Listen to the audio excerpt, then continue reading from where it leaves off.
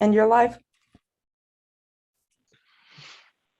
All right, this is Chair Brian Kaufman calling to order the meeting of the Scottsdale Board of Adjustment for April 7th, 2021. Could we please have the roll call? Chair Kaufman. Present.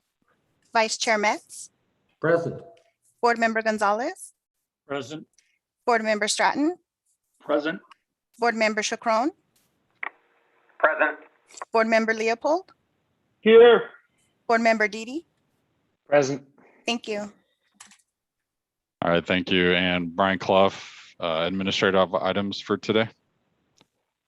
Yes, thank you, Chair Kaufman and board members. We already spoke a little bit about it prior to the meeting, but now that the meeting has started, I just wanted to officially welcome our new board members, Board Member Conan Didi and Board Member Timothy Stratton. So welcome to the board, and thank you for your time and service to the city. For both of you, we appreciate that. The only other item that I have is related to item number 2 on the agenda, the approval of the March 3rd, 2021 meeting minutes. Just wanted to make sure the board was aware that staff had sent out an update to those minutes a couple days ago.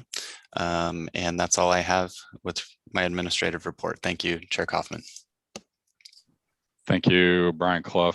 And so now moving on to the minutes. Do we have anyone want to comment or any questions about the change that was sent out, the amendment to 23 BA 2020?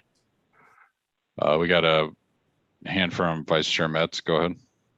This is Vice Chair Metz. Thank you, Chair Kaufman. I just wanted to make sure that I understand, as our attorney Margaret Wilson indicated, basically any decision that doesn't have 4 votes for that decision is a failed decision. So in our last event, we had a 3-3, and therefore we could neither grant nor deny that variance according to the rules. I just wanted to make sure I understood those rules correctly. Thank you.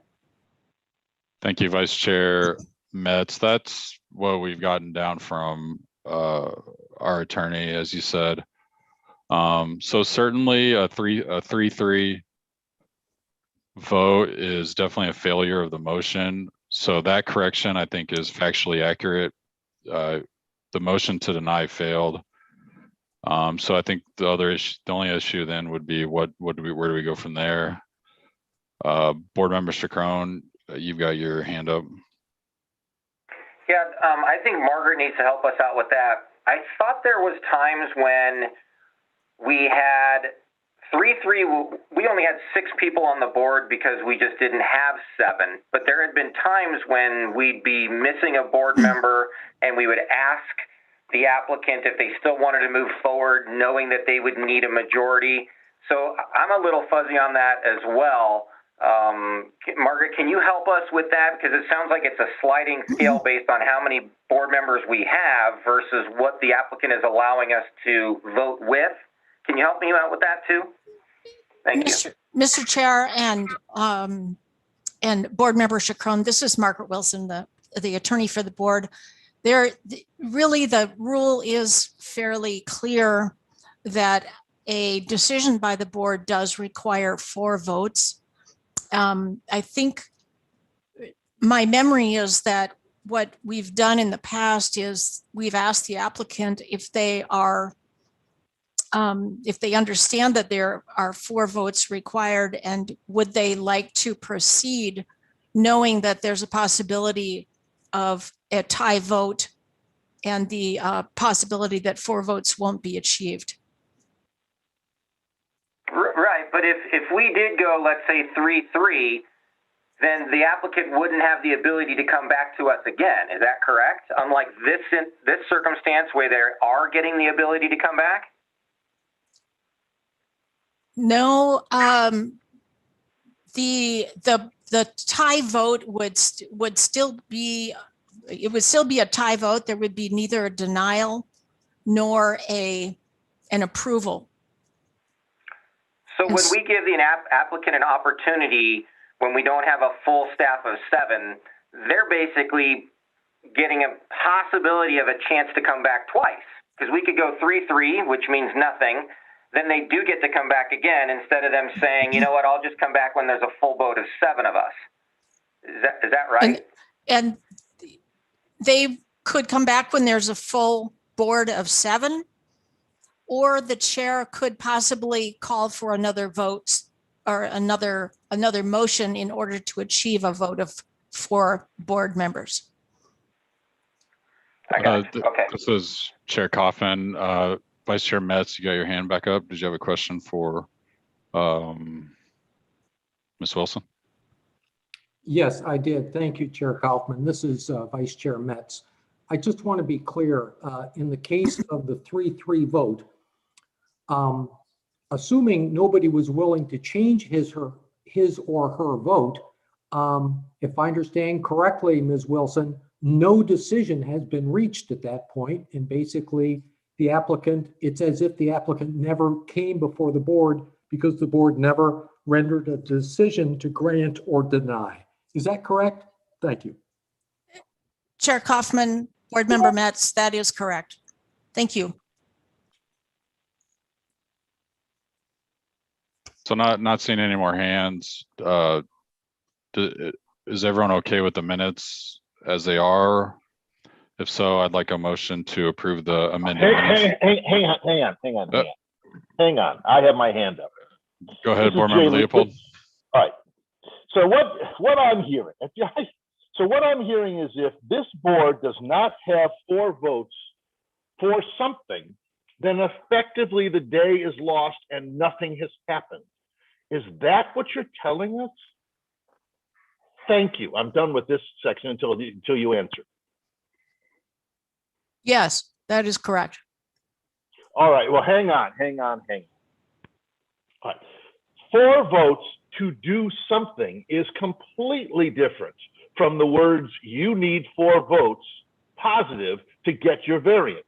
So somewhere along the line, 4 votes to get your variance has now turned into 4 votes for anything. And that is potential. First of all, it's already a problem. Now, what happens is if we don't get 4 votes to do something, these cases are going to come back to us over and over and over. And you're asking us to sit for 6 hours a night every month forever on the same cases over and over. That's what I'm hearing. Have I missed something? Chair Kaufman and Board Member Leopold, the rules say that you need 4 votes to pass, modify, amend, or effect any variations, or to take any actions or make any decision delegated to the board. So, all right, let's come back to this. Why don't we just start every meeting with, do we have 4 members who are going to vote for something, and we can save ourselves a whole lot of time, because this now has become, you have put up a rule that makes doing anything next to impossible, especially if we're missing somebody. This is basically, it's like a jury, I guess. It's either we're going to be nearly unanimous on every decision, or nothing ever happens. Yeah, Board Member Leopold, I definitely see your point. Board Member Didi, you got your hand up as well. Do you want to go ahead? The conversation has moved on a little bit from where it was when I put my hand up. I thought we were taking a vote, but while I have the floor, I just want to point out that since I wasn't a member of the board at the last meeting, that I will be abstaining on the vote to approve the minutes. Thank you. Thank you, Board Member. Vice Chair Metz. Oh, okay, hang on. No, by the way, when you get a member who abstains for any reason at all, now you put the burden back on this 4-vote thing. And if 2 members abstain, now there are only 5. You have to have an unanimous decision on everything. By the way, I was also thinking it wouldn't have been interesting if we had instead said vote to deny. That's actually, we should never, ever do that again. We should only vote to approve. That way, then, I mean, unless you have 4 votes to deny, you have to say, okay, I want to vote to approve, and now we don't have 4, and now you can, as the chair, say, well, you didn't get 4 votes to approve, therefore this doesn't go, unless our attorney says, well, that means they can come back next week and try again until they either get 4 votes who say no or 4 votes who say yes. I mean, Yeah. I think you've just given us a real problem. Yeah, Board Member Leopold, that was one of the strategies that I had discussed with Ms. Wilson, was only having votes to approve, and if they fail, then that's a failure, just in total. Board Member Stratton, you have your hand up, go ahead. Yes, thank you. It was also my understanding that the 4-vote rule was only to approve a variance, not for other actions. So, and I guess we've already asked for clarification on that, but if there's no further clarification, then maybe I believe this is a board rule and not a state statute. Is that correct? Thank you. That's correct. So I think we should, calendar this for a future meeting to talk about a rule change. If our legal counsel is not comfortable with the 4-vote rule, because I agree with Board Member Leopold, we'll be here forever, and there's no end to possible reconsiderations by the board if that's the case. So I would ask that we look into that and that we have a proposed rule change to consider, which would restrict that and only require 4 votes for 4 affirmative votes for the granting of a variance. I think that would solve the issue. Thank you. Yeah, thank you, Board Member Stratton. And Chairman Kaufman, I move to adjourn this meeting until we figure out what the rules are, because this meeting is useless also until somebody tells me what the rules are. Well, why don't we, to keep things moving, can we take out of the minutes, therefore the case will be continued to a date to be determined, so that we can not have that enshrined in the minutes, and we can just keep the change that the motion failed with a vote to 3-3. And then we do have on the agenda today, review and discuss the rules of procedure for the Board of Adjustment. So I think at that stage, we'll maybe get a little more comments on what people want, and then we can draft a rule that says what, the consensus is with the board. If we have the minutes changed to remove, therefore the case will be continued to a date to be determined, is anyone going to have a problem if we move along with the meeting? I see Leopold's hands up. Do you have a comment on that, or is it still just? Well, as apparently the only one who isn't a lawyer anymore, it's a funny situation. I don't know what the rules of the game are, and apparently no one else does either right now. So we're going to have a meeting, and you're going to ask us to vote, and if we don't have 4 votes for something, then the night will be a waste according to the current understanding of the current rules. And I don't think that is a reasonable thing to ask anybody to do. Hey Jay, this is Jason. We got into this pickle when we only had 6 members. Now, when we have a full board of 7 members, there's always going to be 4 votes. Nobody is abstaining from votes. I believe that unless they do, but if somebody does, then you're done again. If somebody abstains for some reason, you're done. I mean, the whole thing is like, okay, well, let's stop this, and it was nice knowing y'all. No, I hear where you're coming from. I do think we need to.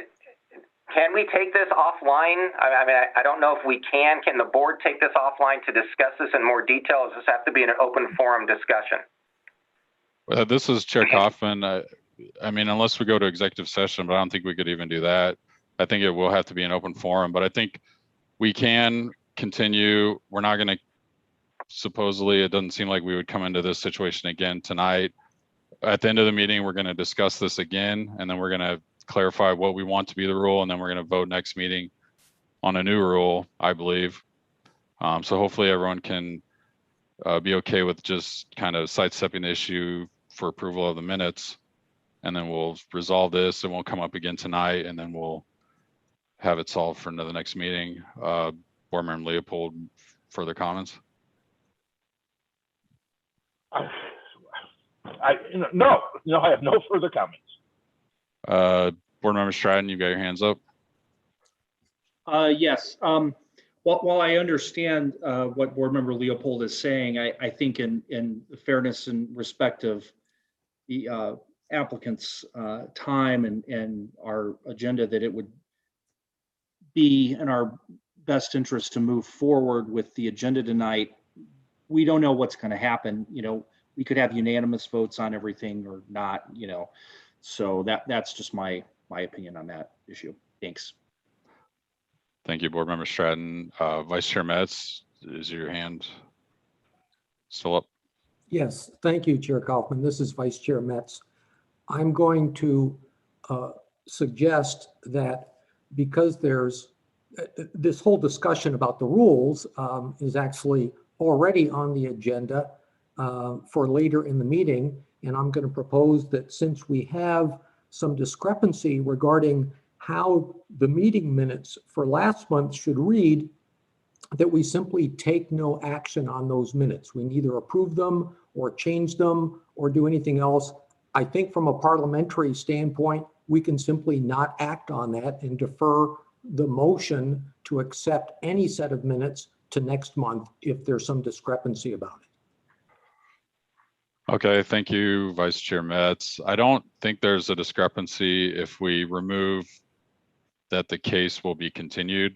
So I'd like to see us approve the minutes that just say a motion to deny was made and failed with a vote of 3-3, because I think that's factually accurate. And then what the result of that is may come down to what we discuss later in the meeting and what we vote on for rule change next week. With that, how does this affect all of the other decisions we made? If I were an applicant sometime during the 2020 year and I didn't get my variance with a 3-3, if I didn't get my 4 votes and I didn't get my variance, all of a sudden I want to bring that case back up. All of a sudden this new understanding or interpretation of the rule, which I don't have to agree with actually opens us up to an enormous situation of past applicants who did not get approved, who now come back and say, well, you didn't get 4 votes one way or the other. I want to rehear this thing. And you and I now have 73 new cases, the same cases we've heard over and over. I think you've got a big problem. And for that reason, I will not be approving these minutes. You can't change them. I'm not approving them. Thanks. all right, Board Member Leopold, and I believe there was only one other case, and it was over a year ago that was 3-3,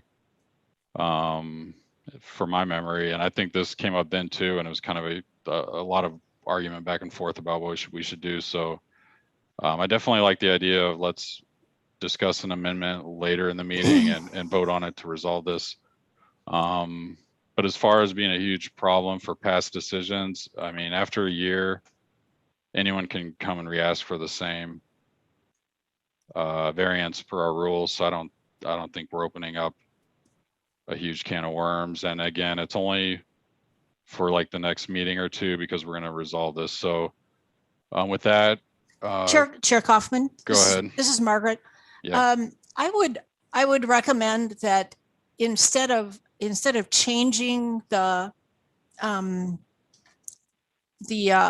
amended minutes, that you continue the decision on the amended minutes for a future meeting.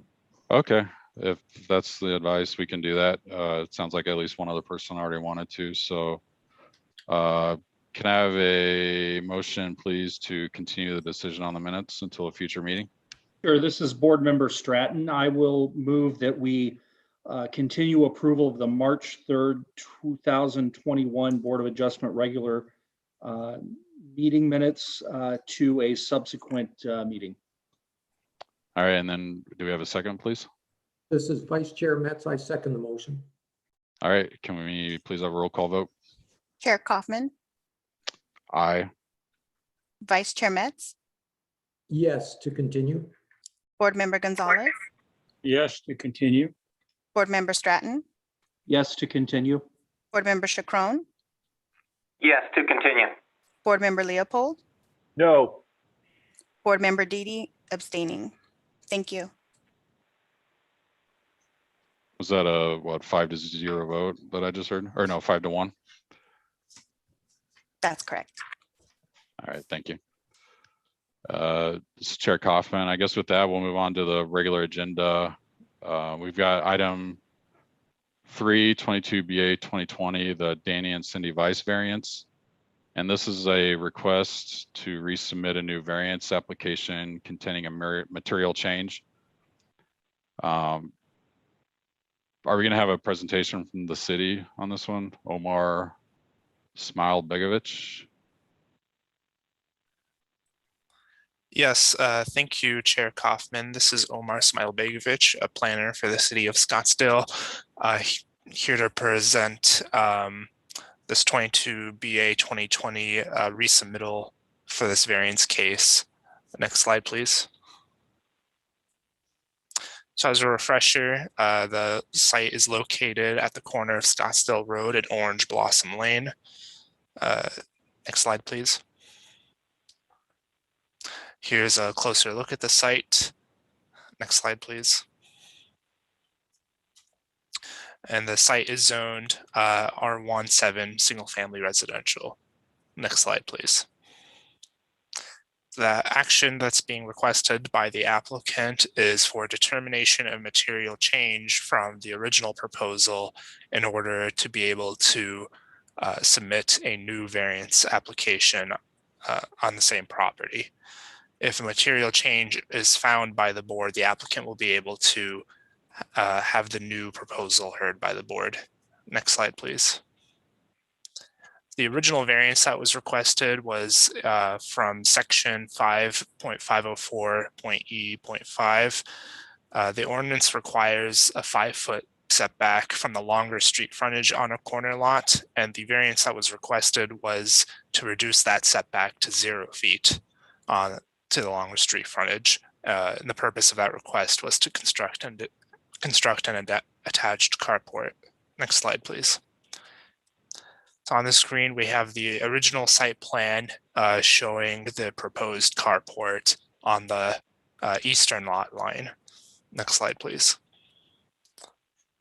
This case was denied by the board, and much of the discussion by the board with the reasons for that denial were largely related to criterion 4 of the 4 criteria for a variance, that being that the authorization of a variance will not be materially detrimental to persons residing or working in the vicinity, to adjacent property, to the neighborhood, or to the public welfare in general.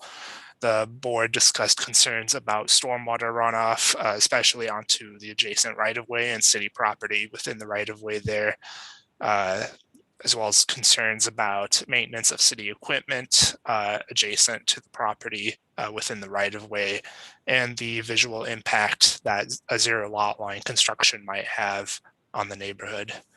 Next slide, please. The new variance request that the applicant is seeking to submit is to reduce the setback from the longer street frontage from 5 feet to 3 feet. The purpose of the request is the same as the previous one, which is to construct an attached carport. Next slide, please. On the screen, we have a new site plan prepared by the applicant showing the proposed carport constructed with a 3-foot setback from the eastern property line. Next slide, please. Just to recap, the action request is for determination of material change from the original proposed variance. At this point, this staff's presentation will conclude, and I'd be happy to answer any questions. We also have the applicant online to speak to their request. Thank you. Thank you, Mr. Smile-Begovich. This is Chair Kaufman. Any questions for the city? Board Member Didi, go ahead. Thank you. This may be a question for Margaret, but I'm wondering if there's any law or learning on the definition of materiality in this case, or are we just left to make our own determinations as to what seems material? Thank you. Chair Kaufman and Board Member Didi, I looked for some. Anticipating that question, I didn't find anything. So it's your discretion. Thank you. Chair Kaufman, again, Board Member Leopold, I see your hand up. Go ahead. Well, this is a curious thing. Now we have two members of the board who were not there last week, so they don't know what the old case was. So they're going to have difficulty judging whether this is material or different. So that takes us from 7 down to 5. If we need 4 in order to make any decisions as a board, this is going to have to be a unanimous decision up or down. And since the last one was 3-3, that's probably not going to happen, in which case this case is going to be living with us every month for the rest of our lives. I think we have a problem. Thank you, Board Member Leopold. So that definitely will not be the case because we're gonna change the rule. And so at most, even if it was a 3-3 tie this month and next month, then we would be working under a new set of rules and it would not be continued after that. Now, can someone from the city confirm, this was a 4-3 vote last time, was it not? Or am I wrong?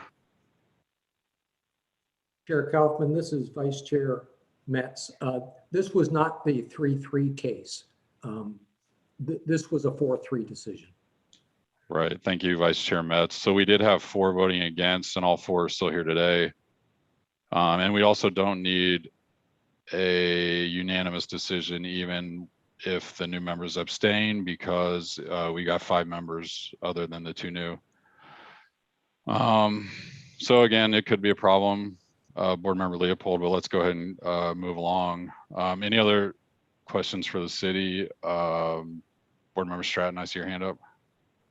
No questions for the city. I was just going to let the other folks on the board know that although I wasn't on the board during the prior decision on this matter, I have reviewed the record and have also listened to the meeting online with respect to this. And so I don't plan on recusing because I feel like I can make a decision on whether or not the reduction of a setback from 5 feet down to 3 feet is material.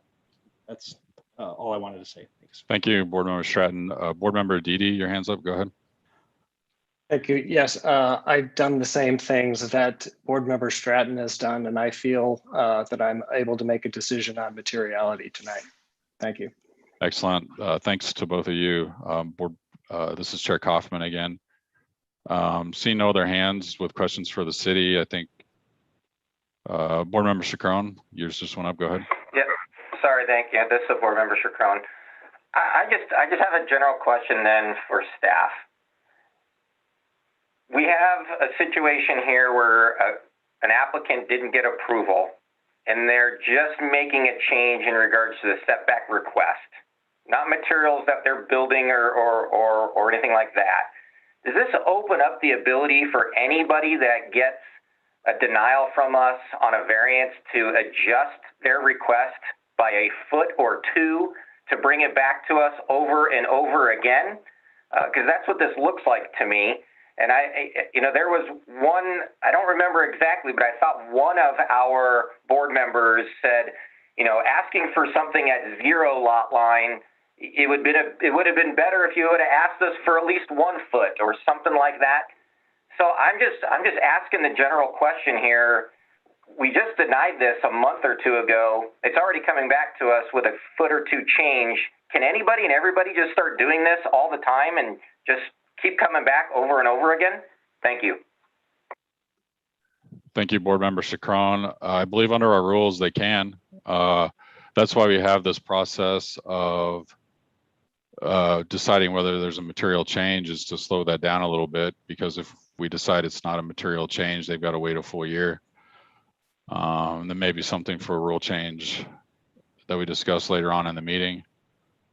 Board Member Leopold, your hand's back up. Go ahead. and Board Member Chacron, you'll get a kick out of my observation. What if, I'm just sort of extrapolating your comment. So it seems to me that the way to do this is you ask for X. You don't get it. The next month you ask for X minus an inch, and you try again. And you keep doing that month after month until you figure out how many inches it takes before the board will finally give in to you. I agree with you. This is a disaster. And according to the chairman, it is well within the rules of the game for them to do this. And here it is. This is only 2 feet, but if you simply made it 1 foot, and if we say no, they'll come back next month with 2.5 feet, 3 feet. By the way, there's no increment, so they could do it by millimeters too if they wanted to. I think that this needs to be shut down. Thanks. Thank you, Board Member Leopold. That's definitely something we should look at and maybe adopt a rule change on how to slow that down even further. But as you know, as it stands, we have this on the agenda, so we need to decide the materiality in this case. Board Member Stratton, is your hand still up? Or yeah, I was just going to say that's true. Folks, they have the right under the current rules to come and ask for that very thing. But we as a board have a right to make the final decision on materiality. So I think that balances out. Thanks. Yeah, thanks, Board Member Stratton. And I'd also say, you know, if it's a problem where a specific resident is coming over and over, I think we could talk to them and tell them not to. We could also probably dispose of this in, you know, 1 or 2 minutes. You know, if it's their 4th time back, quick motion, get rid of them. Board Member Didi, your hand's up, go ahead. Yeah, I agree with the concerns that have been expressed by the other board members. One of the things that I did when I was thinking about this item was to look at the language in 406. And it says, it refers to a material change in the nature of the case. And so I'm just wondering if those last few words, in the nature of the case, sort of help us out in these situations, because making immaterial or minuscule changes, I think, don't change the nature of the case. Thank you, Board Member Didi. Yep. So certainly that would help keep us from passing this motion to rehear the variance request. It may not help rate limiting people asking whether something is material over and over and over every month, but it may help us. You know, a lot of this also depends on how our discussion goes later. You know, if we discuss and if everyone's pretty unanimous that this is like ludicrous, we don't need to hear like a 2-foot change, then, you know, that's going to stop people from trying this over and over in the future. So, and again, we'll discuss the rule change later, and I just typed this in as one to discuss. So hopefully if people think it's going to be a problem, we can change the rules down the line. Vice Chair Metz, your hand's up, go ahead. Thank you, Chair Kaufman. This is Vice Chair Metz. I actually had some comments that I was going to reserve for after the applicant was also heard from, but it's applicable here. I would just remind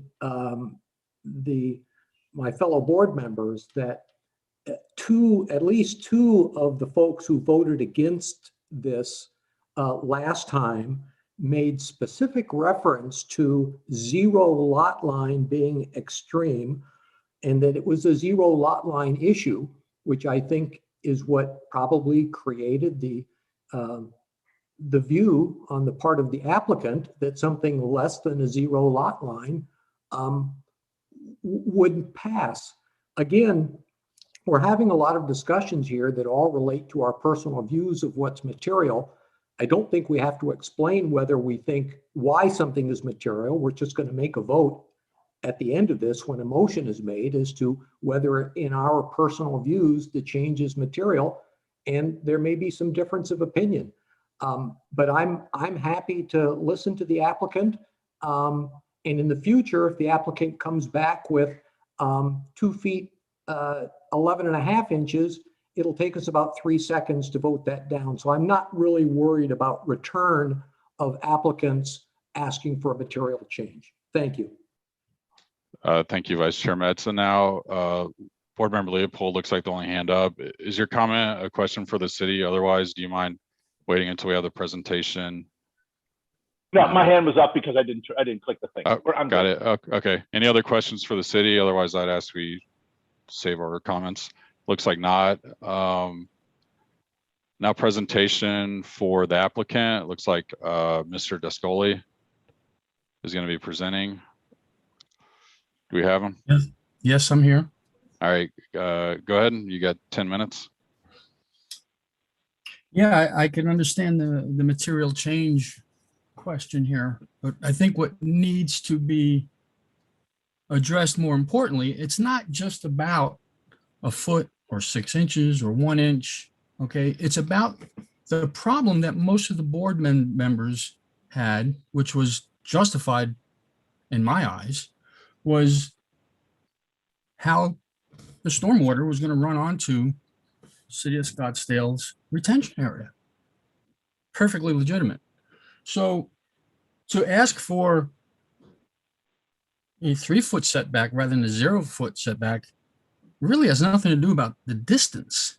It has to do about solving the problem, and the problem is the water runoff. So if I am to stay away 3 feet, I can be sure that with a hip roof, that water is not going to go on City of Scottsdale's retention area. That's how the extra footage came up, not just because we're trying to buy the distance. I can still make that carport work, even if we're 3 foot smaller. Okay, I can do that. The 0 lot line was just so you're comfortable getting in and out with the car. But with the water runoff, yes, we need to pull it in. We need to make sure that water comes off the roof, lands onto the owner's property. That's the intent, and that, in my eyes, is a material change. That's very important. It's not about the distance. So I would ask the board members to look at that, because many of the members a month ago brought that up and said, oh boy, that's not good. So in my eyes, I've resolved that. And I think that's it. I thank you. All right, thank you. Do you have any questions for the applicant from the board members? I'm not seeing any hands. Does anyone want to jump in here? If not, board member Stratton, go ahead. Sure, and I would like to thank the applicant for their presentation and explanation.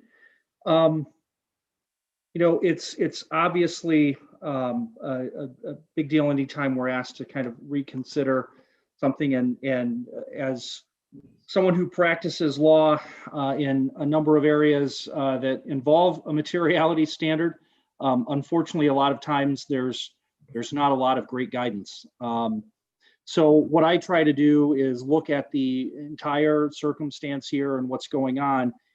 And my analysis, I'm not getting so much caught up in 5 foot versus 3 foot, because somebody could say, well, that's 2 feet difference. That's not material. Well, I think you have to balance that and look at that with respect to the particular project and the impact that it would have.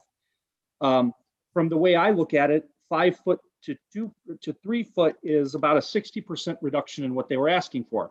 So a 60% reduction in my mind, coupled with the fact that we have an obvious change in the, potentially an obvious change in the direction of water and runoff, which was a well-cited reason for the denial by several of my fellow board members in the first go around on this.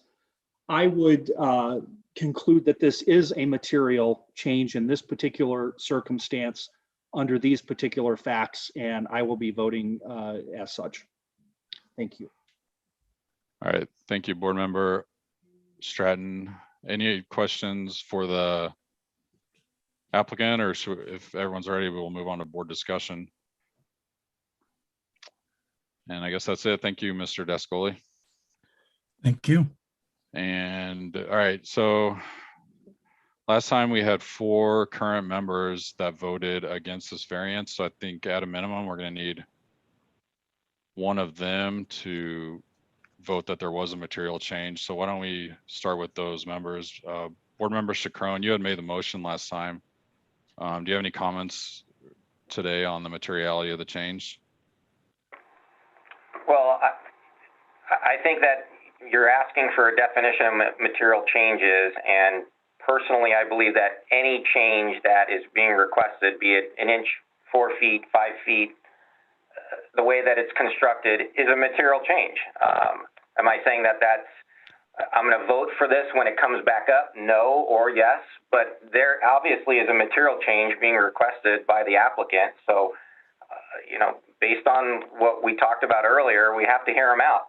So, yeah, there's a material change in my opinion. So I'll be voting for material change, and we'll see it again on our agenda. Thank you.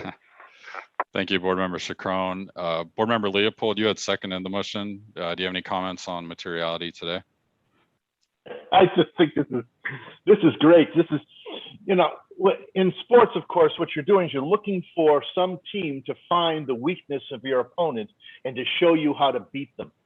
And this is showing the entire world how to beat the Board of Adjustment. All you got to do is come back and say, hey, I want to do it 4 feet, 6.37 inches instead of 5 feet, and you got to listen to me again.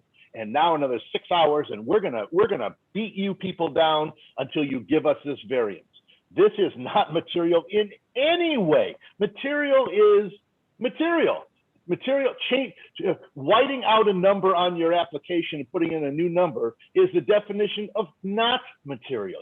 I would submit you got to white out at least a couple of words in addition to a number in order to even get to sort of material. I think this is ridiculous, and I'm certainly not going to vote for it. And I think this is a terrible precedent that if we say okay. This is one of the worst decisions we have ever made if it goes that way. That's my thinking. Thank you, Board Member Leopold. Vice Chair Metz, you're also against this variance last time. Do you have any comments today on the materiality of the change? Yes, Chair Kaufman, this is Vice Chair Metz. Thank you very much for calling on me.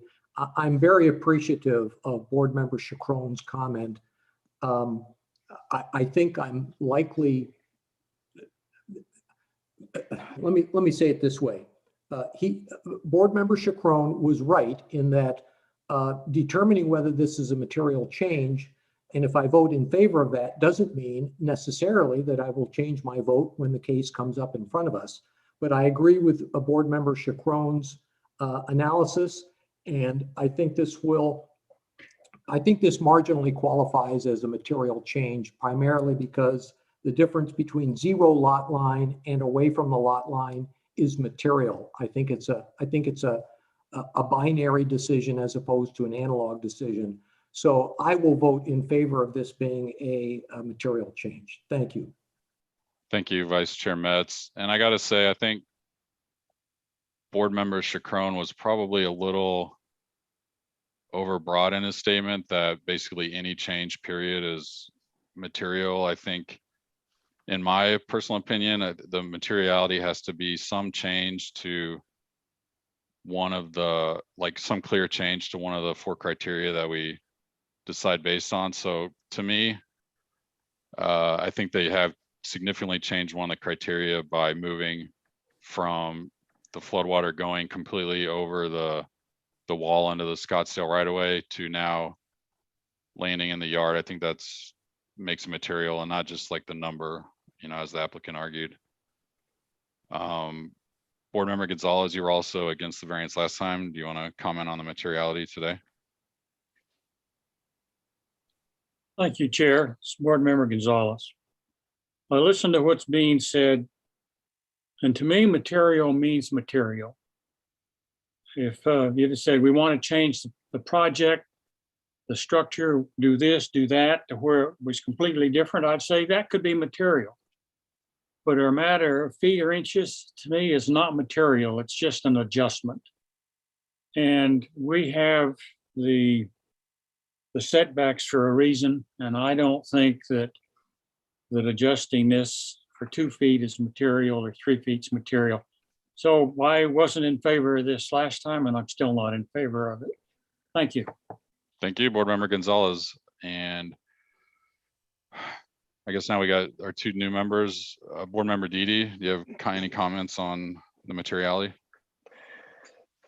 Thank you. Yes, I think there's a number of different ways you can think about materiality. In this case, the first thing I focused on was the nature of the change. And the first thing I thought was, well, 60% of the originally requested setback reduction has been, it's been reduced by 60%. And then I thought, well, in absolute terms, it's really only 3 feet. So how can that be material? But what I think I'm hearing a number of the other board members say here is that something is material if it appears to address the principal concerns that were raised in the denial.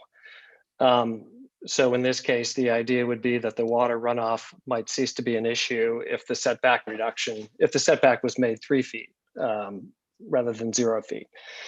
And so I think that potentially puts us on a dangerous path of having to consider the request for a material change on the merits, just to determine whether or not the applicant should get another bite at the apple. So I'm worried that we're opening the floodgates a little bit for people to come back with a request to resubmit based on changes that they perceive to be responsive to the concerns that were addressed originally by the board. And so you can imagine a situation where, maybe there isn't just one objection, but there's several objections, and how to deal with those objections isn't necessarily clear cut. So someone comes back with several changes that aren't as straightforward as this one and said, hey, this is material, and look, it's going to address all the objections that you had. So I worry about the principle of the whole thing, and so I'm not inclined to vote in favor of this resubmittal. Thank you, Board Member Thank Didi. Yep. Board Member Stratton, do you have any comments? Sure. As I indicated earlier, I believe in this case a 60% reduction in the requested setback, given the fact that it does address one of the concerns vis-a-vis water runoff in a potentially significant way, is certainly a material change in my mind, and it's not even a close question. So I will be voting in favor of this. Again, that's not to say that I will support or deny the request once it comes before us to review the facts and to review the technical specifications. But in terms of the narrow question of whether or not a 60% reduction affects a material change under these circumstances, which I think it's important to keep in mind that we should certainly, my approach is to evaluate these on a case-by-case basis, and not spend a lot of time looking to potential ramifications. And we have a charge here to look at materiality. I think this meets it clearly, and that's how I'm going to be voting. Thanks. Thank you, Board Member Stratton. Board Member Leopold, your hands up. Did you have a response to yeah, I do. Some of us are engineers, but we're not civil engineers. We have a staff of civil engineers who work for the city. If I change an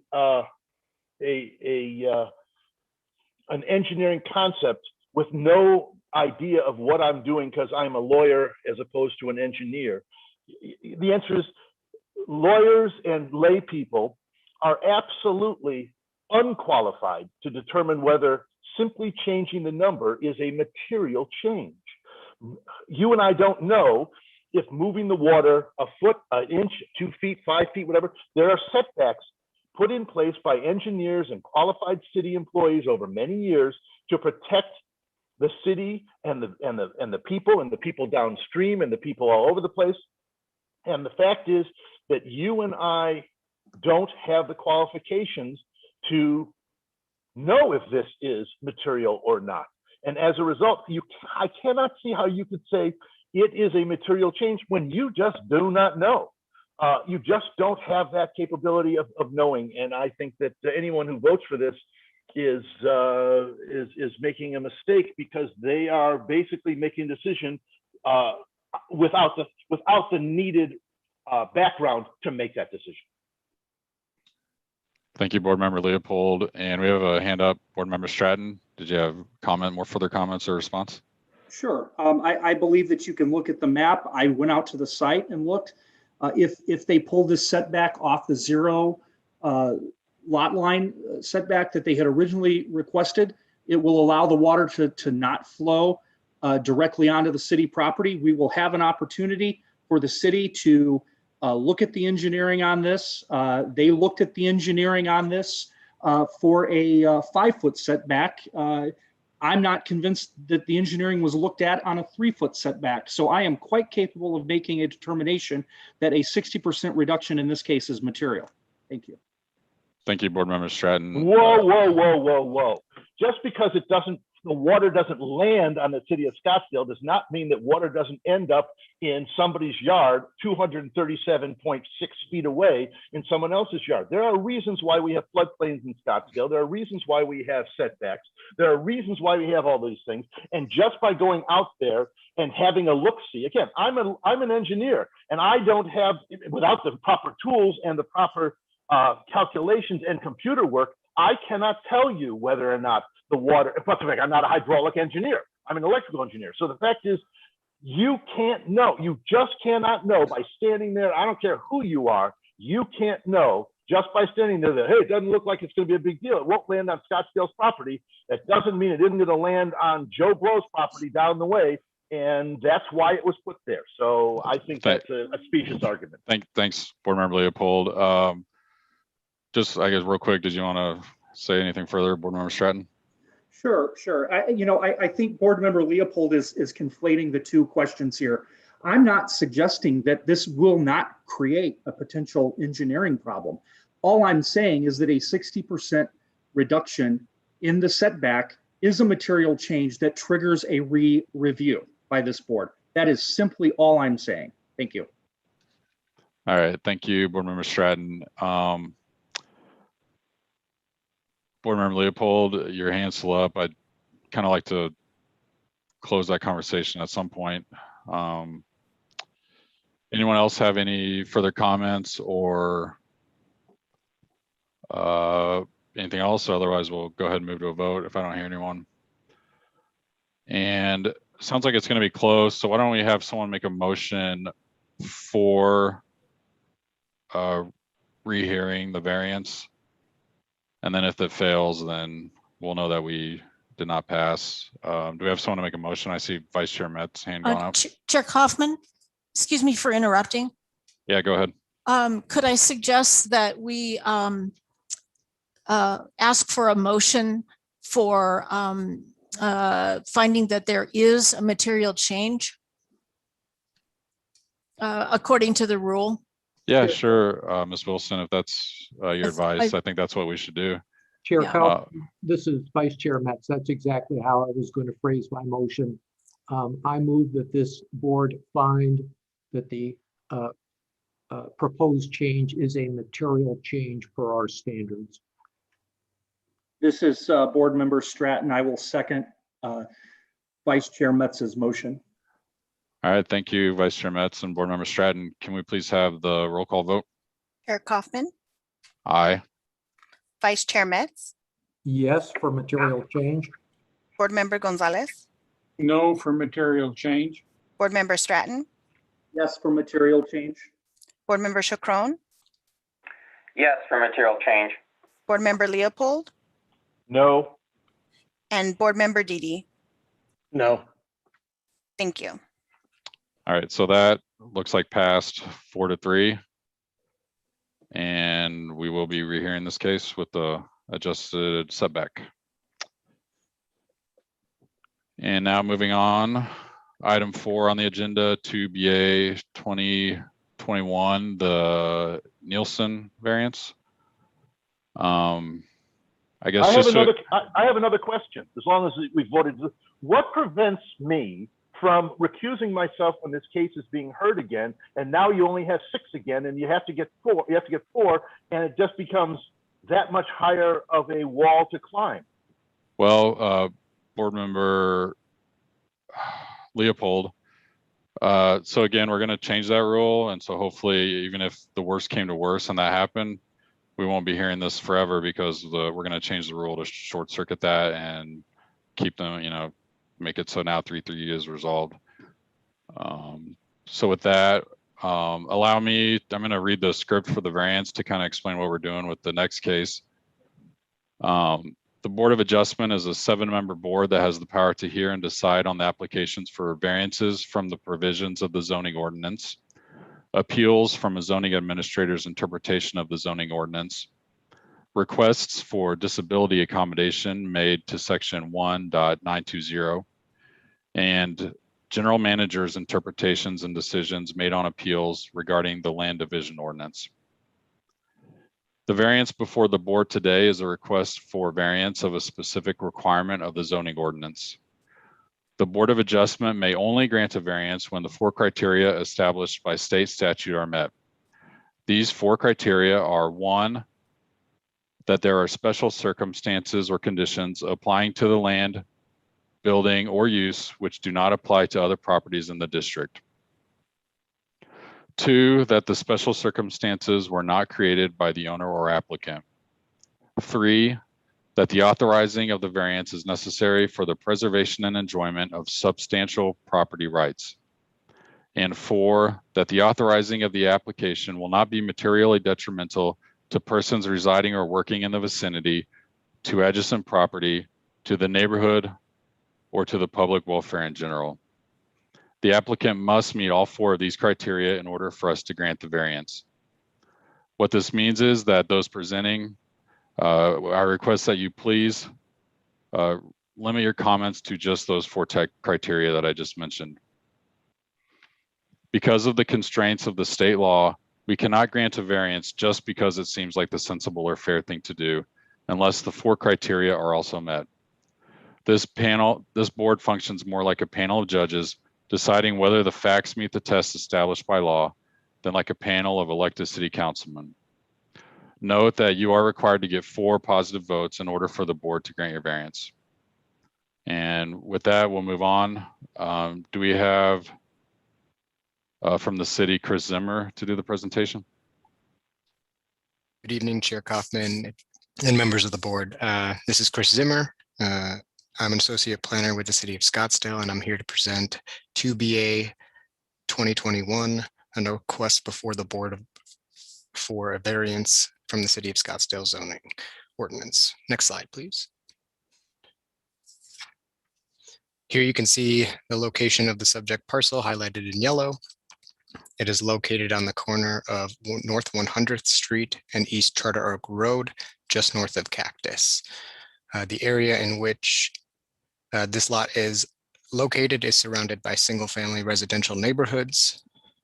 Just to note, there was an error in the graphics that were attached to the report, and North 100th Street showed up as North 110th Street. It should be North 100th Street, as you see in the graphic here. Next slide. Here's a closer look at the site. The subject property is located on a corner lot and abuts 3 street frontages near East Charter Oak Road, North 100th Street, and North 100th Place. It is lot 40 in the Powderhorn Ranch subdivision, which was platted and recorded with Maricopa County in 1986, and the existing structure on the site was constructed in 1988. There have been a few permits pulled for this lot, but only one affected the exterior, which was a solar permit in 2017. Next slide, please. Here's a graphic of the subject site's existing zoning with R135 PRD. Next slide, please. A little history. The subject parcel was annexed into the city of Scottsdale in 1963 by ordinance number 168, where it received R135 zoning. In 1980, the Powderhorn Ranch subdivision went through a rezone, which changed the zoning from R135 to a combination of R135 PRD and R118 PRD. Aside from the existing residence, only one permit was pulled for the property, which was the solar panels on the roof in 2017. And then as of 2021, Plan 204 was submitted where the issue came to light. Next slide, please. The applicant is requesting a variance of 10 feet, which would change the setback along the northern property line from 15 feet to 5 feet. This would allow the detached structure to remain located in the side yard between the rear plane of the home. The applicant is requesting a variance to allow the accessory structure to be located in the side yard. The ordinance requires there to be a side yard setback of 15 feet to the property line.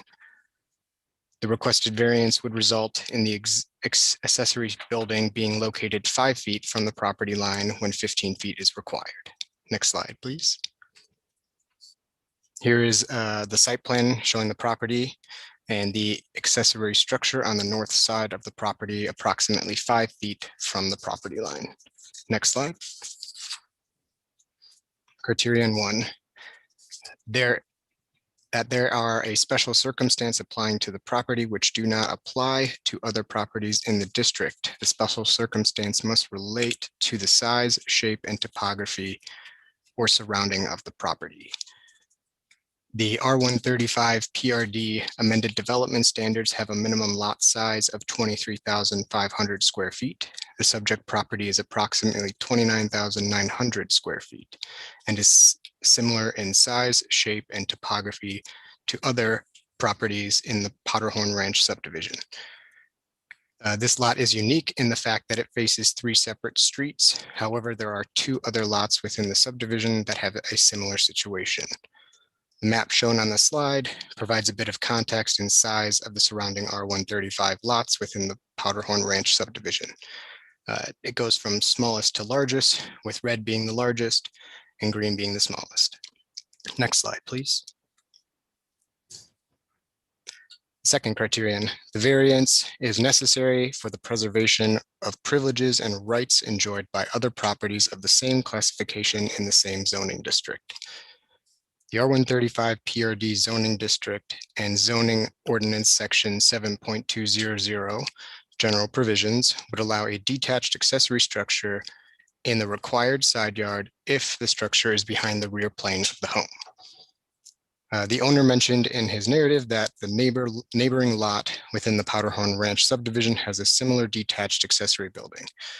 Looking through the records of this lot, it would appear that the city does not have a record of approval for this structure. If that said structure would be proposed to the city today, it would not meet the minimum requirements and could not be approved without a variance. Next slide, please. The third criterion, a special circumstance was not self-imposed or created by the owner or applicant. The subject property is on a corner lot with 3 frontages and is approximately 29,900 square feet. It is similar in size, shape, and topography to the other lots, to other properties in the Powderhorn subdivision. The lot is unique in the aspect that it fronts 3 street frontages, which was not created by the owner. However, the amended development standards allow an accessory building to be located within one of the yards. The detached structure was partially constructed by the applicant without permits. Next slide, please. The fourth criteria, the authorization of the variance will not be materially detrimental to persons residing or working in the vicinity, to adjacent properties, to the neighborhood, or to the public welfare in general. Authorizing this variance would allow the property to keep the detached structure in its existing location, encroaching within the required side yard setback area along the northern property line. The setback is intended to provide minimal distance separation to maintain open residential character in the neighborhood. Staff has received 3 letters in support that were attached in the packet. Next slide, please.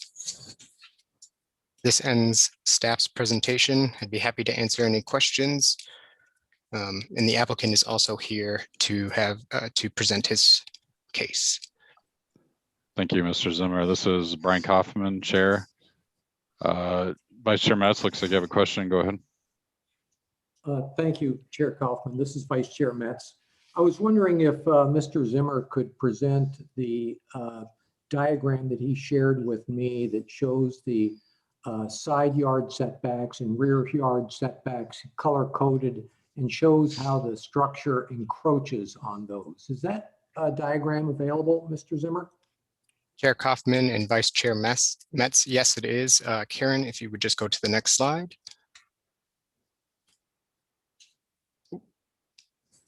This is the graphic that you were talking about. Yes, it is. Thank you, Mr. Zimmer.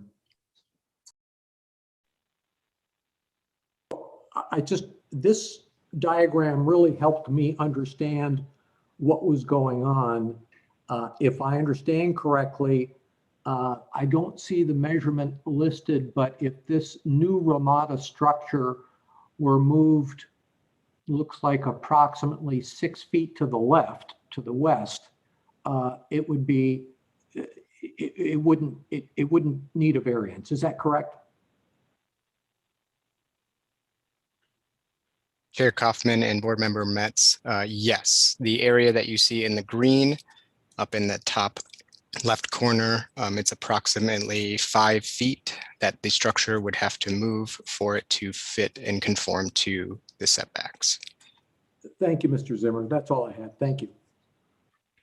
Thank you, Vice Chair Metz. Yeah, that was a helpful explanation. Board Member Chacron, your hand's up.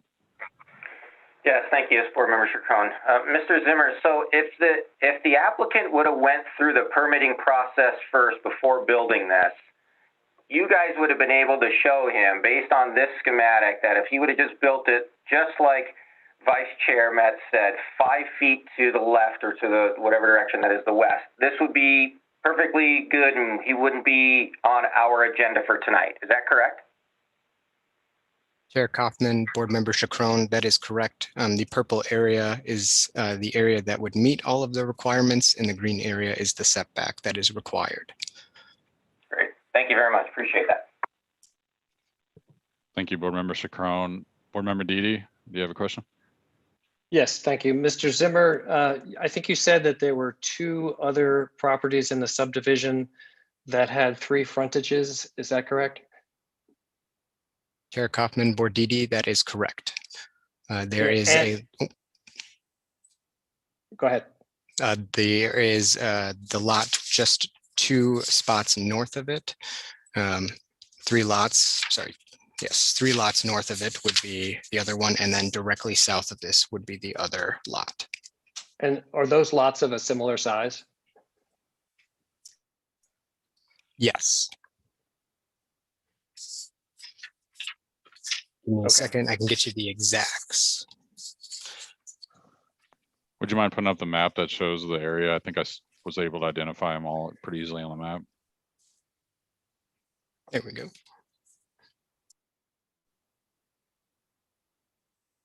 So the subject parcel is the one outlined in purple. Directly to the south is actually a larger lot with 34,409 square feet.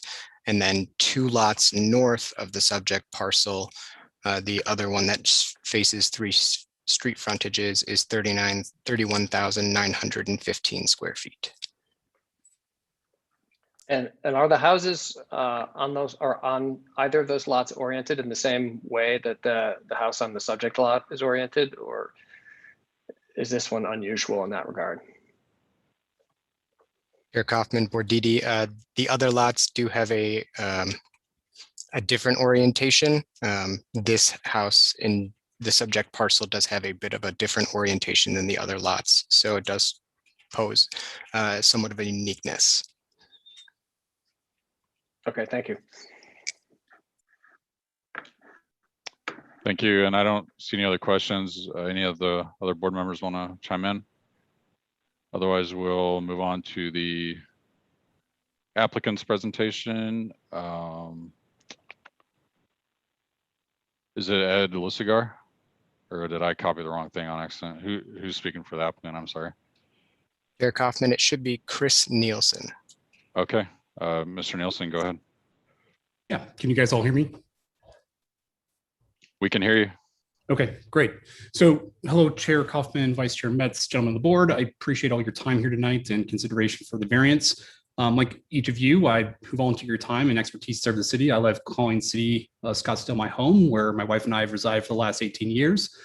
So in 2012, we started our family and quickly began looking for a house we could make our forever home and grow our family into. And that's when we found 10020 East Charter Oak Road and just fell in love with the neighborhood and the larger lot for our house and our future kids to run around. The house needed a lot of work, both inside and out, and we saved up for several years. And then finally in 2019, we saved enough to begin the outdoor transformation that we envisioned when we bought the house. And this is where the last 2 years of our nightmare story begins, which is in the next slide.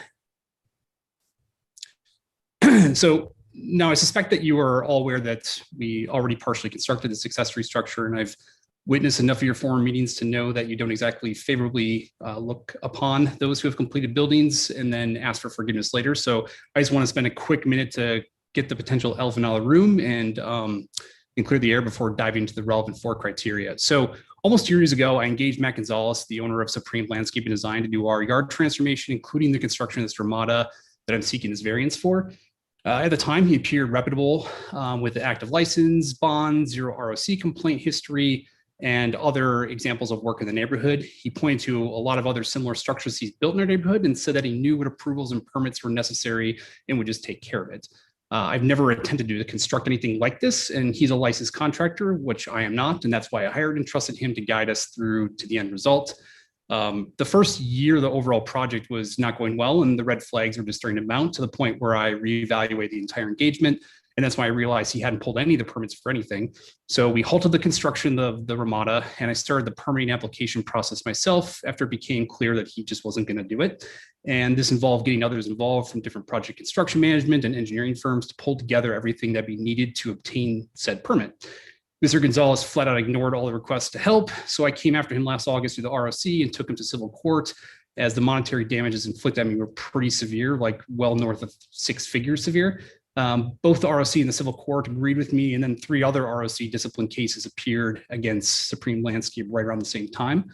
I still haven't seen a dime of anything that we've lost on this, and I don't expect to at this point. But anyhow, after the long battle against Supreme Landscape, I was able to pursue or continue to move the project forward and get the permits.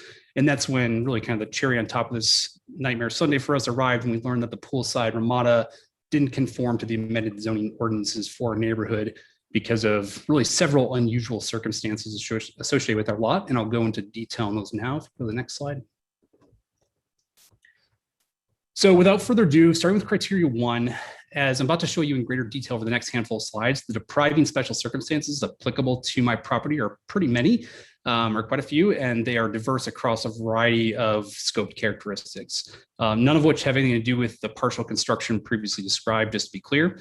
And I may not have categorized all these relevant characteristics the same way you would have, so please don't hold that against me, but I'm confident you'll see that they're all relevant to the criteria 1 definition, and you'll see how they kind of all come together to limit me from enjoying the same privilege that all my R135 PRD neighbors can enjoy. So we'll go to the next slide. So regarding size, Mr. Zimmer, I think I already covered the parcel size characteristics. I won't go into a lot of detail here, other than to mention that I'm particularly deprived as being a smaller than most of the R135 PRD lots in Powderhorn Ranch, about 3,000 square feet smaller than the average and bottom third of the stack rankings. That in itself isn't super unique, but this really compounds the effects of the other special circumstances that I'm going to go through here in just a moment. If you go to the next slide. So because of the downstream zoning effects, shape is frankly the most interesting, and depriving special circumstances ultimately resulted in the need for this variance. The fact that the front of my house is oriented along the longer street frontage than the side of the house creates a very unique and special circumstance where my effective rear yard, where my pool is located, is forced to contend with a 15-foot setback rather than a 2-yard setback that's enjoyed by most for such a poolside accessory structure. I already have an undersized lot, as I previously described, so the usable space is further shrunk by the frontage shape. So really the effective usefulness of my rear and side yards are pretty much in obvious conflict with the strict application of the zoning ordinance definition as it's currently interpreted and applied here. So in the next slide, you'll see that I think this interpretation also appears to be uniquely applied to my property within Powderhorn Ranch amended zoning. Otherwise, it is inconsistent really with how it's applied to my comparable R135 PRD corner lot neighbor at 10130 East Weatherfield Road, where the house is well encroached on the required 35 rear yard setback by depth of about 20 feet. So when applying the same interpretation being imposed on me, however, it does appear to meet the rear yard depth requirement where the rear of the house is used to determine the rear yard location. It seems pretty clear that the permit to build this house, which is in the black text here, was using the rear of the house to determine the rear yard location rather than the shorter frontage, which is great for them because they can enjoy this nice large poolside accessory behind the house. Next slide. So the surroundings also further deprive my location options since the side yard is applied to the north and south planes that are aligned to the furthest west and east points of the house. The irregular canted angle that's acute to the lot lines elongates the side yard setback by 22 feet or 330 square feet. So otherwise the structure would be conforming if the house was spun on its center axis to be parallel to the lot lines. So this angle also limits my accessory structure to virtually just reside on one side of the pool where I'm proposing to place it. Additionally, there's long existing mature trees immediately south of the proposed location, and these trees provide great concealment to the structure. They would have to be destroyed if moved just a couple feet in any one direction, west or south. And this would be contrary to the character of the well-established greenery in the neighborhood, which is pretty common to neighborhoods like this that were built in the 80s. Next slide. I also contend with streets, as Mr. Zimmer pointed out, on 3 sides of the lot, but the most concerning one is without a doubt North 100th Street. So North 100th Street produces considerable car noise as a high traffic arterial thoroughfare road connecting Cactus Road to the south and Sweetwater Boulevard and Frank Lloyd Wright to the north, which is why you can see no one wants to build anything closer to the street than they need to, as it would be quite undesirable. And moving the structure west just breaches that setback consistency of all my other neighbors along North 100th Street. So moving the structure west also increases the public visibility to both 100th Street and to East Charter Oak Road, which really sort of is contrary to the zoning interpretation record for accessory buildings, which is to provide a sufficient space between structures and streets. Moreover, the lot abuts a neighboring 2-story house, which is just one of 5 such houses in R135 PRD lots in Powderhorn Ranch, with windows that create open sight lines in my yard. And I think this gets better illustrated in the next slide. So when you put together all the special circumstances you can see here, they all converge, compound on each other to create a highly irregular space to contend with. So the angled house in combination with the setbacks for an accessory structure shown by the red boxes creates a very limited space around the pool in which to build anything, particularly when you compare this to my neighbors, which I'll get to in just a bit. And pushing the structure west or south only starts to defeat the purpose of being a poolside accessory, but then it also imposes severely highly undesirable and regular consequences, such as the increased public visibility, being closer to the streets, removal of trees, and then less privacy from the neighboring 2-story house, which is why it's sort of canted at an angle as well, because that's a solid wall there on the north end. And it also just reduces our visibility we want to have from the kitchen window to supervise our 3 young children when they're out there. So simply moving the structure further west or south would just be depriving me of the optimal location for my family and for the public welfare. Next slide. And in case there's really any question of these circumstances being unique, I created the following Venn diagram to illustrate just how unique they truly are. So there's 36 R135 lots in the Powderhorn Ranch division. Only 32 of those actually meet the minimum amended zoning standards of 23,500 square feet. And then when you look at the different circumstances that I just described, there's 11 other lots that contend with at least one of them. There's 7 that contend with 2 of them. There's 2 that contend with 3 of them. And then there's just me who contends with all 4 of the special circumstances I outlined. 1 minute warning. Okay, keep going. So the uniqueness of the special circumstances really is a good segue into criteria 2. So effectively what I'm about to show you is that every single lot in R135 PRD on Powderhorn Ranch can build the exact same structure that's 9 feet from or within 9 feet from the pool and further than 19 feet from their primary residence. And it's just me and then this one on Weathersfield Road, which I already talked about. So if you go next. So going into a deeper dive on 11 lots contending with at least one of the special circumstances, I imposed in here a rectangular box that's in blue that shows the dimensions of my structure. And then there's also, which is a little bit less easy to see, is a green line that shows the distance from the primary structure to, from the primary house to the structure itself. So you can see in these smaller lots, they all can appreciate it. The next slide. Here are more of the less than 30,000 square foot lots with the angled acute or the angled house orientation. Again, you can see here, these all are able to do what I'm looking to do in terms of setbacks from the house, closest and proximity to the pool. 10 minutes. All right, that's the, excuse me, that's the time limit, Mr. Nielsen. This is Chair Kaufman. Do we have any questions from the board for the applicant? About his arguments? I don't see any hands up. Any questions? Board Member Stratton, go ahead. Sure, I have a question here. With respect to relocating the structure, I think you gave a pretty good explanation of the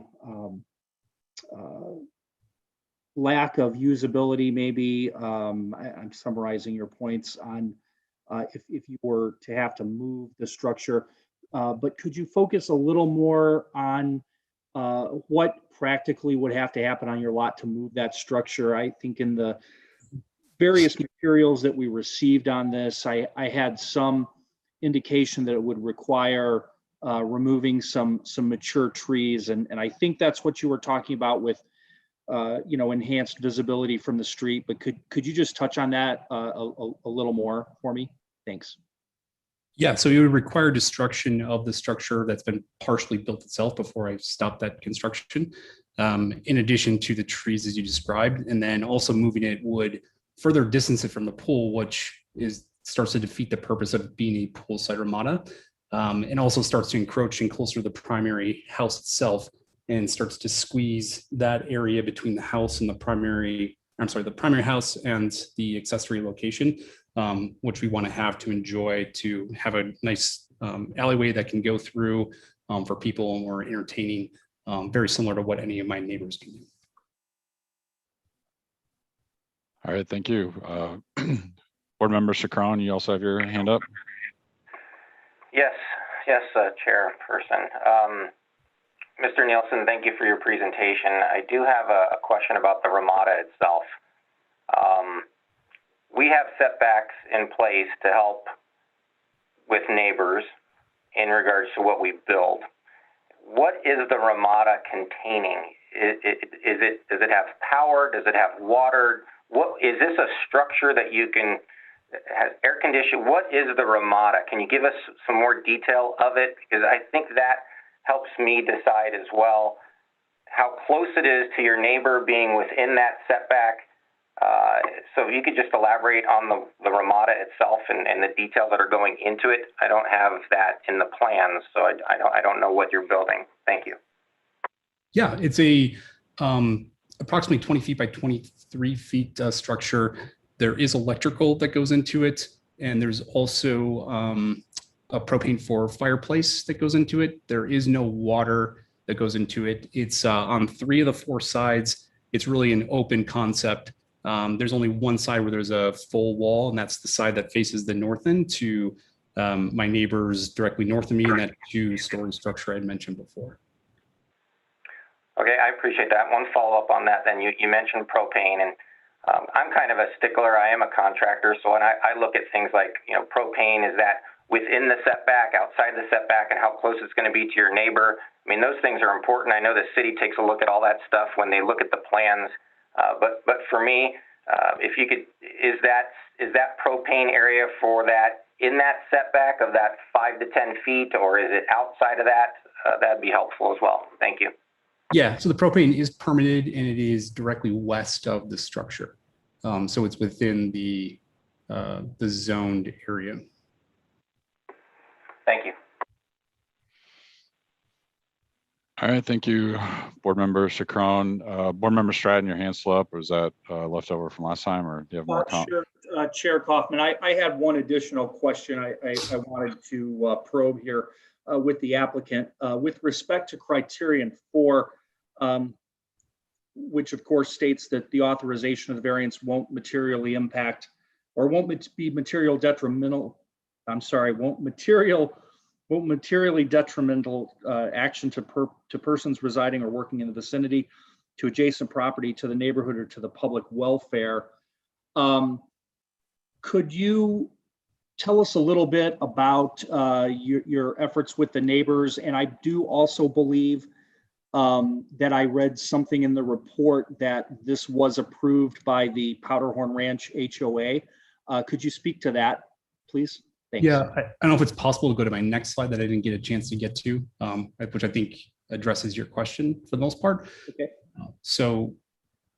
Yeah, if it is, I'd love to see it. So effectively, you guys, clearly you posted a sign in my front yard. There were the postcards that went to all the surrounding neighbors. And the 3 submissions of formal notes of approval came from 3 neighbors that frankly I did not even talk to when they submitted that. So they did that on their own volition. I have talked to a neighbor behind me, and I've talked to others around me. They're aware of it. There's no issue there. It was approved by my HOA, as you previously stated. And clearly we're going to be, the structure will meet all permitting guidelines, because that's how we got here in the first place, is I'm trying to get this permitted and getting right. And that's where the zoning came up in the first place. Okay. Chair Kaufman, I have one question of staff, or perhaps you know.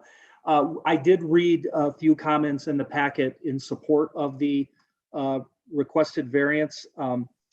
Did we receive any communication from anyone opposing it? Chair Kaufman, Board Stratton, we did not. Only the letters that were attached in the report were the letters that we received. Okay, great, thanks. I know sometimes in the past things have come in kind of, last minute. I just wanted to make sure that we had any public comment on this to consider.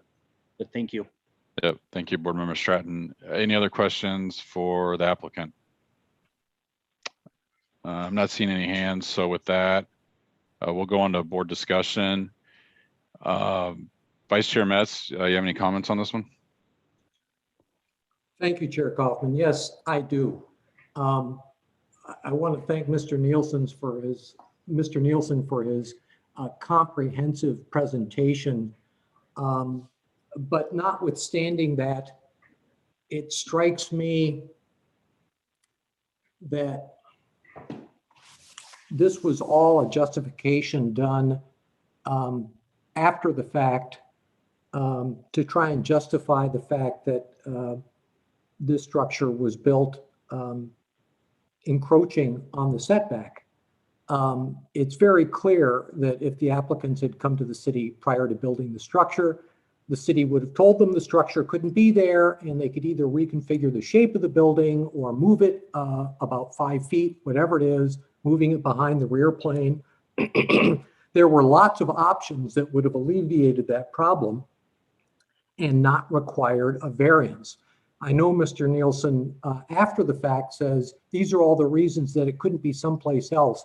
But I have no doubt that if Mr. Gonzalez had gone to the city with these plans, as he should have done in the first place, and the city said, well, you can build it there, but only after you get approval from the Board of Adjustment, or you could move it 5 feet, that it would have moved 5 feet. It strikes me that the applicant, and I'm very sympathetic. I completely understand that Mr. Nielsen dealt with a registered contractor who I hope isn't registered anymore, but that the contractor made a humongous error by building this structure without getting the permits and thereby understanding that it shouldn't be there. But that's the situation, that it was mistakenly erected in a location not allowed by arguably reasonable setback requirements, and it wouldn't have happened if the proper procedure had been followed.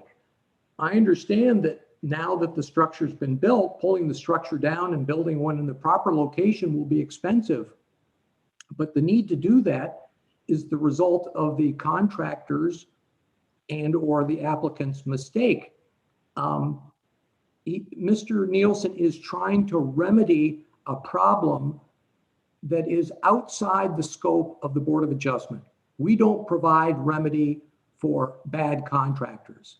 His remedy is with the contractor, and he looks like he's trying to pursue that, and he may or may not make that claim. And as much as I'd like to reach into my pocket and pay Mr. Nielsen to put this thing in the proper place, that's not the role of this board.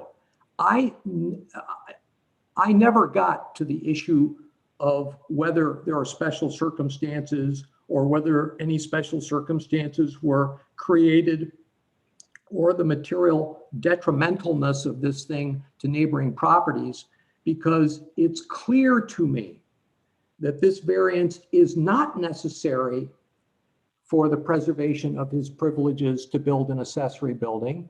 It's only to avoid the cost of putting it in the proper location. And therefore, unless I hear some other arguments, convincing arguments from my fellow board members, and I wouldn't put it past them to be able to convince me, but at this point, I certainly won't be voting in favor of this one. Thank you, Chair Kaufman. Thank you, Vice Chair Metz. Board Member Chacron, any comments, your thoughts on the variance? Thank you, Chairman. I agree with Vice Chair Metz, and I do feel for Mr. Nielsen. It's not just about moving the thing too. I mean, if you would have showed up at the city would have told you, gave you those parameters where to build. You could have made it a little bit smaller. I mean, there's so many things that could have been done, and unfortunately, you put all your trust in a contractor who didn't do you justice. And we have these setbacks in place for a reason, and we don't make them up, but they're made up for a reason. And I agree with Vice Chair Metz. I can't support this. I don't even see us getting past the first criteria for this. I wish there was something else that we could do to help, but this we just can't. So I wouldn't be voting for this either. Thank you. Thank you, Board Member Chacron. Board Member Stratton, do you want to give your thoughts? Absolutely. I have a couple of thoughts here. One, to address Board Member Chacron's comment on we have setbacks for a reason. That's absolutely true. I fully believe that 100%. Setbacks are very important. They're very necessary. However, this is a poster child case for why you should have a Board of Adjustment to address setbacks, because setbacks are applied and overlaid onto a zoning area, irrespective many times of specific lots within a subdivision. As we see here in Powderhorn Ranch, and I can speak to this because I actually live in the area. I don't live in Powderhorn Ranch, but I live immediately to the east in Cactus Acres. So I'm familiar with this area and our larger lot sizes here and some of the smaller lot sizes as well. When the zoning was put into place, the zoning setbacks are done by the zoning categories, right? Larger categories. And when you overlay those onto real world lots, sometimes you have situations like you do here, in particular with the 3 lots that we discussed in Powderhorn Ranch that have the unfortunate platting history of being bounded by 3 streets, which creates a very unique situation with the setbacks. That is precisely the reason, in my opinion, for a Board of Adjustment and for a Board of Adjustment's ability to grant a variance in those particular cases. So the fact that we have setbacks is important, but I would argue in this case, setbacks are not really engineered for situations where we have 3 streets bounding a rectangular property such as this. So that's an important point, I think, for folks to consider. The other point that was made earlier with respect to whether or not there is a need for the variance here because the structure could have been built on another part of the lot. That is technically true. However, I believe in this case, it's probably painting a little broad brushstrokes to say that the only had the applicant gone to the city, he could have just moved the structure. Certainly another aspect that, or driving by 100th Street on a fairly routine basis coming to and from work and my home every day, there is a large kind of green belt of large mature trees on that boundary, on his property boundary, and indeed on all of the lots going up and down 100th. And so I believe that we have a situation here where encroaching into that area and forcing the removal of large vegetation, which we have so precious little of here in the desert, is probably not an ideal situation either, and adds frankly to the uniqueness and the need for the variance. So I just wanted to address those points that it may not be all about the money. It might not be anything at all about the money. It might just be wanting to preserve mature landscaping along that property line. And we have evidence that's been introduced to that effect. So thank you. Thank you, Board Member Stratton. Board Member Gonzalez, do you have any comments on the variance request? Yes, Chairman, I do. When I look at this, I see three areas where I would be interested in. One is the tree, and I can certainly understand the homeowners not wanting to take those trees down. I would probably be in the same boat. I look at the second problem is the structure. 20 by 20 is a pretty good sized structure. And the third is the setback. And it would seem to me that there's a choice to be made. You can either obey the setback, keep the ramada, and keep the tree. Obviously, you can't do all three. So I think it's the applicant's challenge to come up with a plan to where he can address his issues with the tree or the ramada. But I think the setbacks are there for a reason. And I think that if you look at our general plan for neighborhoods and all that, open space is important. And I think what's happening here is the ramada is probably the most viable structure or part of this puzzle to change and reconfigure to where it will fit within the zoning and preserve the tree. And while there may be some expense involved, that's the price you pay for not getting full due diligence.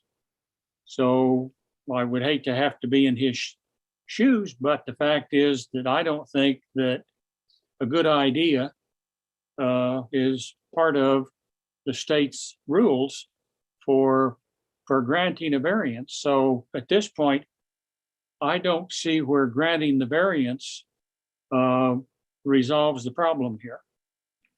Thanks. Thank you, Board Member Gonzalez. Board Member Didi, do you want to give your thoughts on the variance?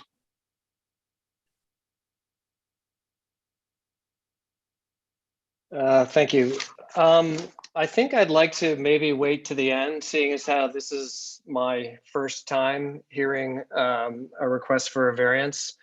And I'd like to benefit from what the other members of the board have to say, if that's okay. Thank you. Sure thing. Yep, no problem.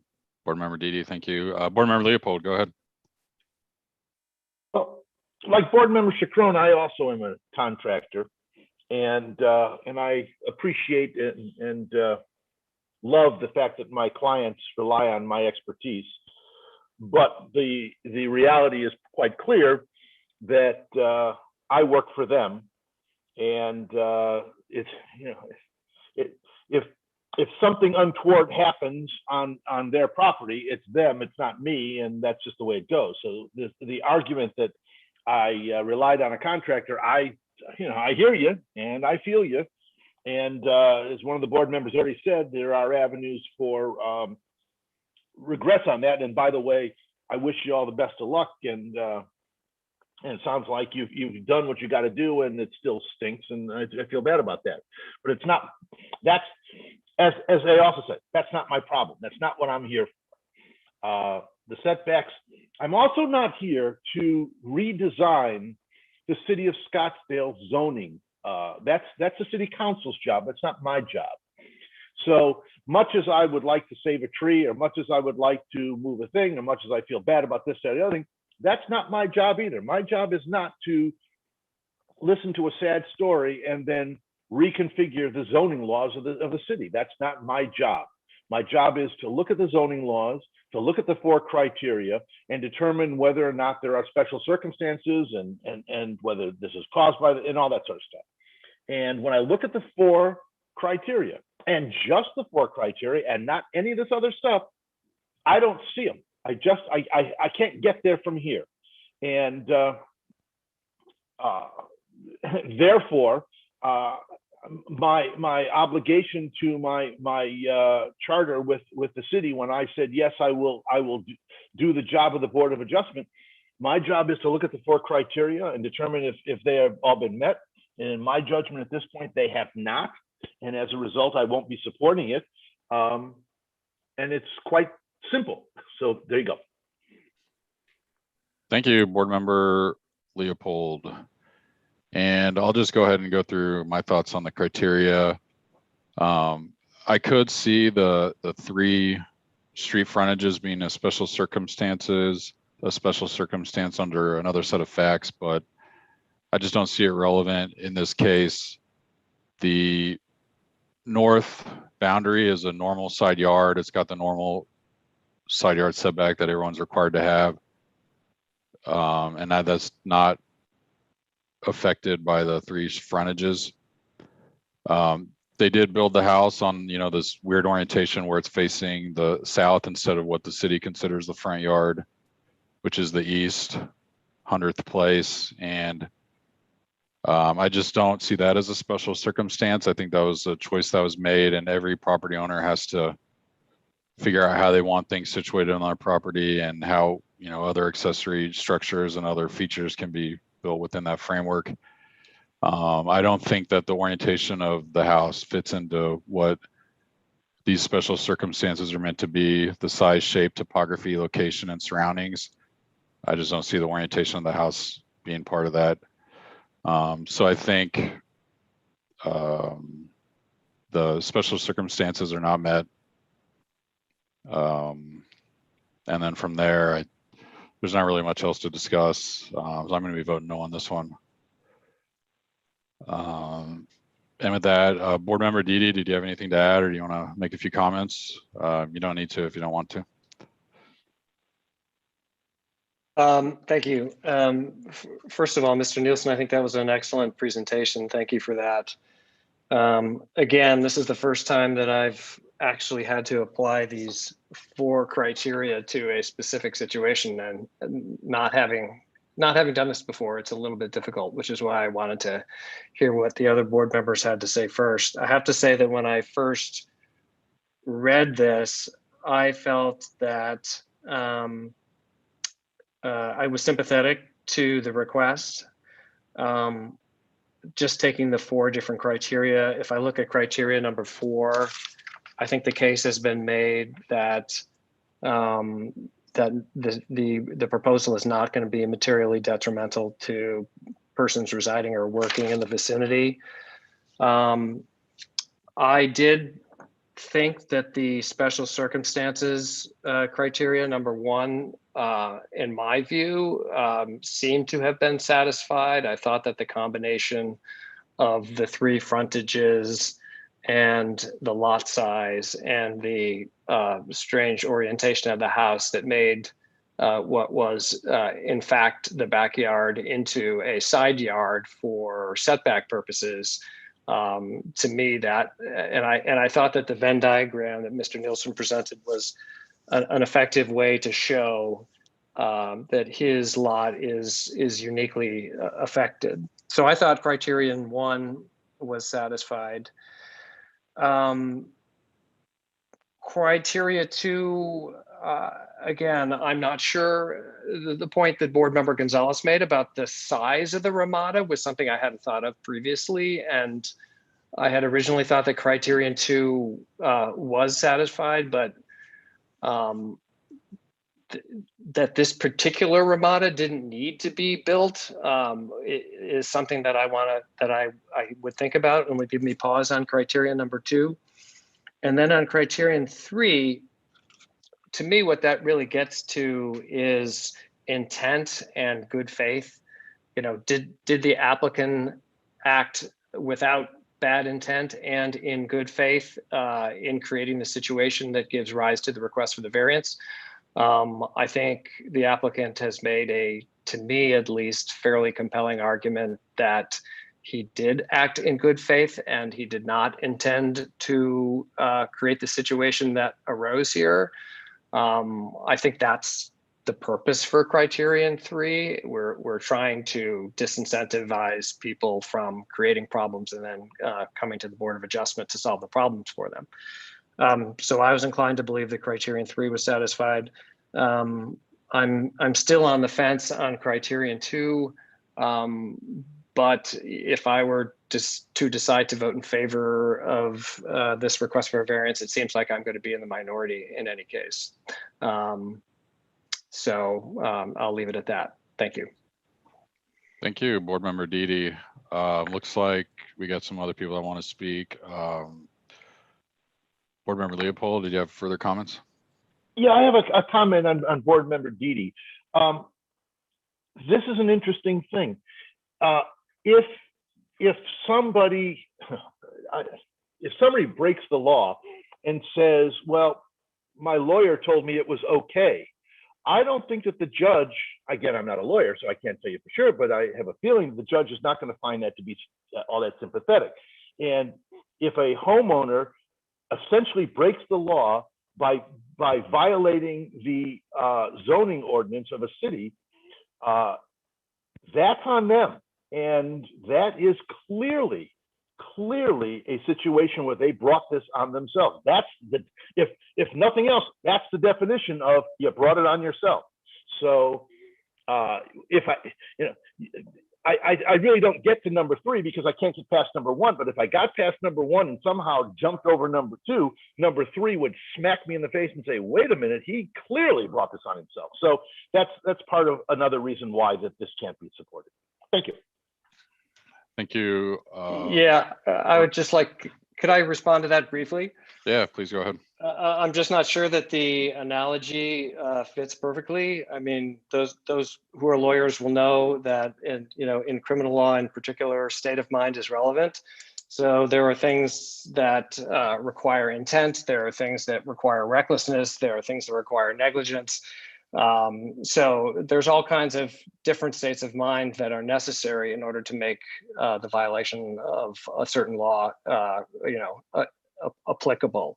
So, I understand the argument that ultimately these decisions are up to the homeowners, and if they rely on someone else to make the decisions for them, they should, maybe they shouldn't be able to claim that they had no responsibility. I guess the question goes to whether it was reasonable for him to rely on the contractor in this case, and I don't know if I know the answer to that question. Thank you. Thank you, Board Member Didi and Leopold.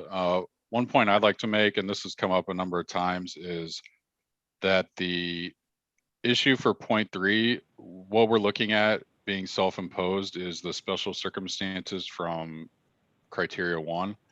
So that would be whether this guy, whether the 3 frontages was self-imposed, whether the orientation of the house was self-imposed, etc. I mean, the fact that he got himself into this mess by hiring a contractor that was a crook or whatever mistake he made, I think is, in my opinion, irrelevant to point 3, because he's not arguing that the special circumstance for criteria 1 was that he has this thing partially built and it's a huge money pit and it's a huge problem for him. So since that's not the special circumstance, none of the board members argued that that was a special circumstance. I don't think how that came to be and how he painted himself in this corner is really relevant to point 3. So I'd like people to keep that in mind. And if you disagree, then you can make that argument, but that's my opinion. And I think it'd be the proper legal standard. Vice Chair Metz, your hand's up. Yes, thank you, Chair Kaufman. This is Vice Chair Matt Metz. Just for the record, I've been listening to my learned co-board members make their arguments. I think it's important for our record that it's very clear, particularly for those board members who vote against the granting of the variance, and it looks like most of us will be doing that. I understood what Board Member Gonzalez was saying, but I didn't come away from Mr. Gonzalez's discussion understanding specifically which one of the 4 criteria he felt was not being met, and I'd like him to address that before we cast our votes. Thank you, Chair. Thank you, Vice Chair Metz. Board Member Gonzalez, do you have any further comments on which specific criteria you don't think are met? I think that the criteria 4, that it's not a problem with the neighbors, is fine. But I have a problem with the criterias 1, 2, and 3. When he bought the home, he knew exactly what it was. When you look at the property, there's lots of room. I think we have a case of trying to overbuild on a large lot, and the overbuilt results in a violation of the zoning code.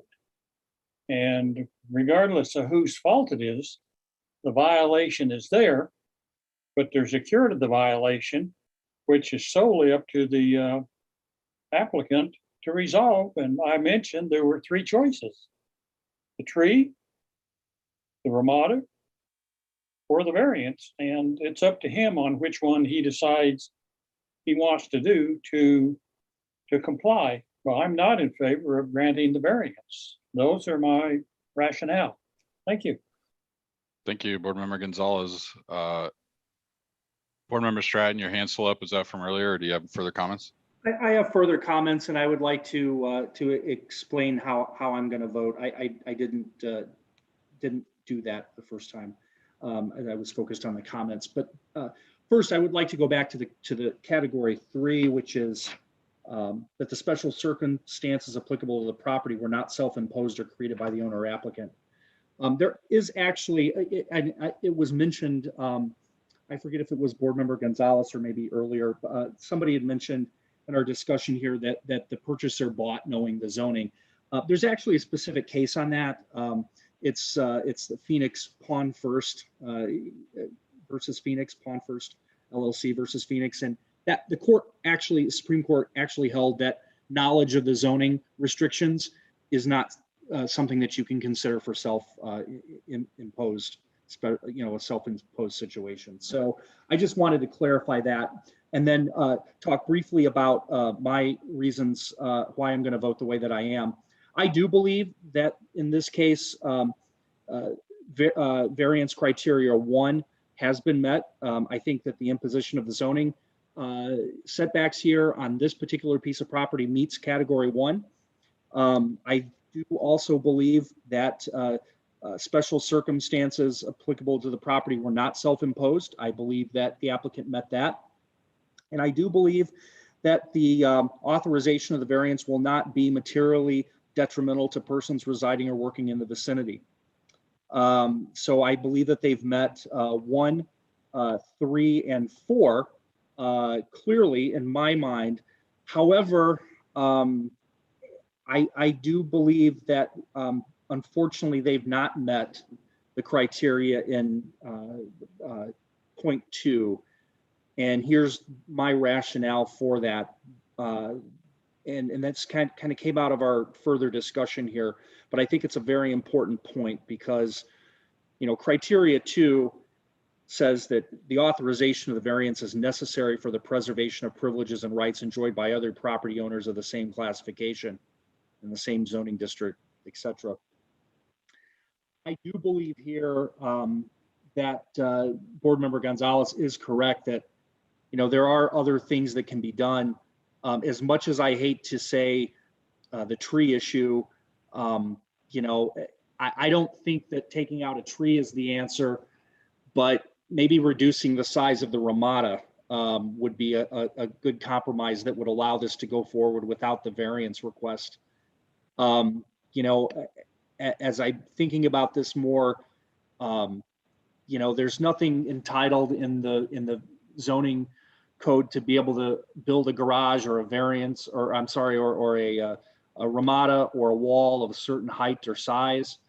Sure, it's nice, you know, just like certain lots, you don't get to build a large square foot house if you can build a smaller house. And I think this is kind of analogous to some of those cases. So solely for the reason that I don't believe that criteria 2 was met, I'm going to reluctantly have to vote against this particular variance request. All right, thank you, Board Member Stratton. With that, I think we've kind of reached the end of the discussion. It sounds like it's a pretty hard no on this one. Do someone want to make a motion to deny this variance 2BA 2021? Vice Chair Metz, I see your hand. Thank you, Chair Kaufman. This is Vice Chair Metz. Hang on, shouldn't we make the vote to approve so that we make sure that we don't run afoul of our new or potentially new law? Yes, yeah, we could. I think in this case, you know, we've got a clear 4-vote majority no, so that's why I went ahead and said no.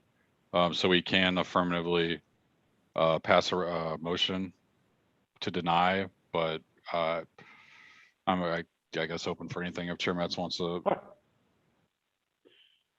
I will defer to Board Member Leopold if he wants to make a motion to approve it. And I make a motion to approve this. Do we have a second? I'll second. This is Board Member Stratton. All right, thank you. In that case, let's have a roll call vote. Chair Kaufman. Chair Kaufman. I vote no on the approval. Vice Chair Metz. no. Board Member Gonzalez. No. Board Member Stratton. Unfortunately, no. Board Member Chacron. No. Board Member Leopold. No. Board Member Didi. No. Thank you. All right, thank you, everyone. And with that, we have a failure of the variance to pass. And so I think that we'll do it for 2BA 2021. I'm sorry, Mr. Nielsen. You were definitely sympathetic, and unfortunately, that's how these go. You can talk to the city to figure out what you need to do next.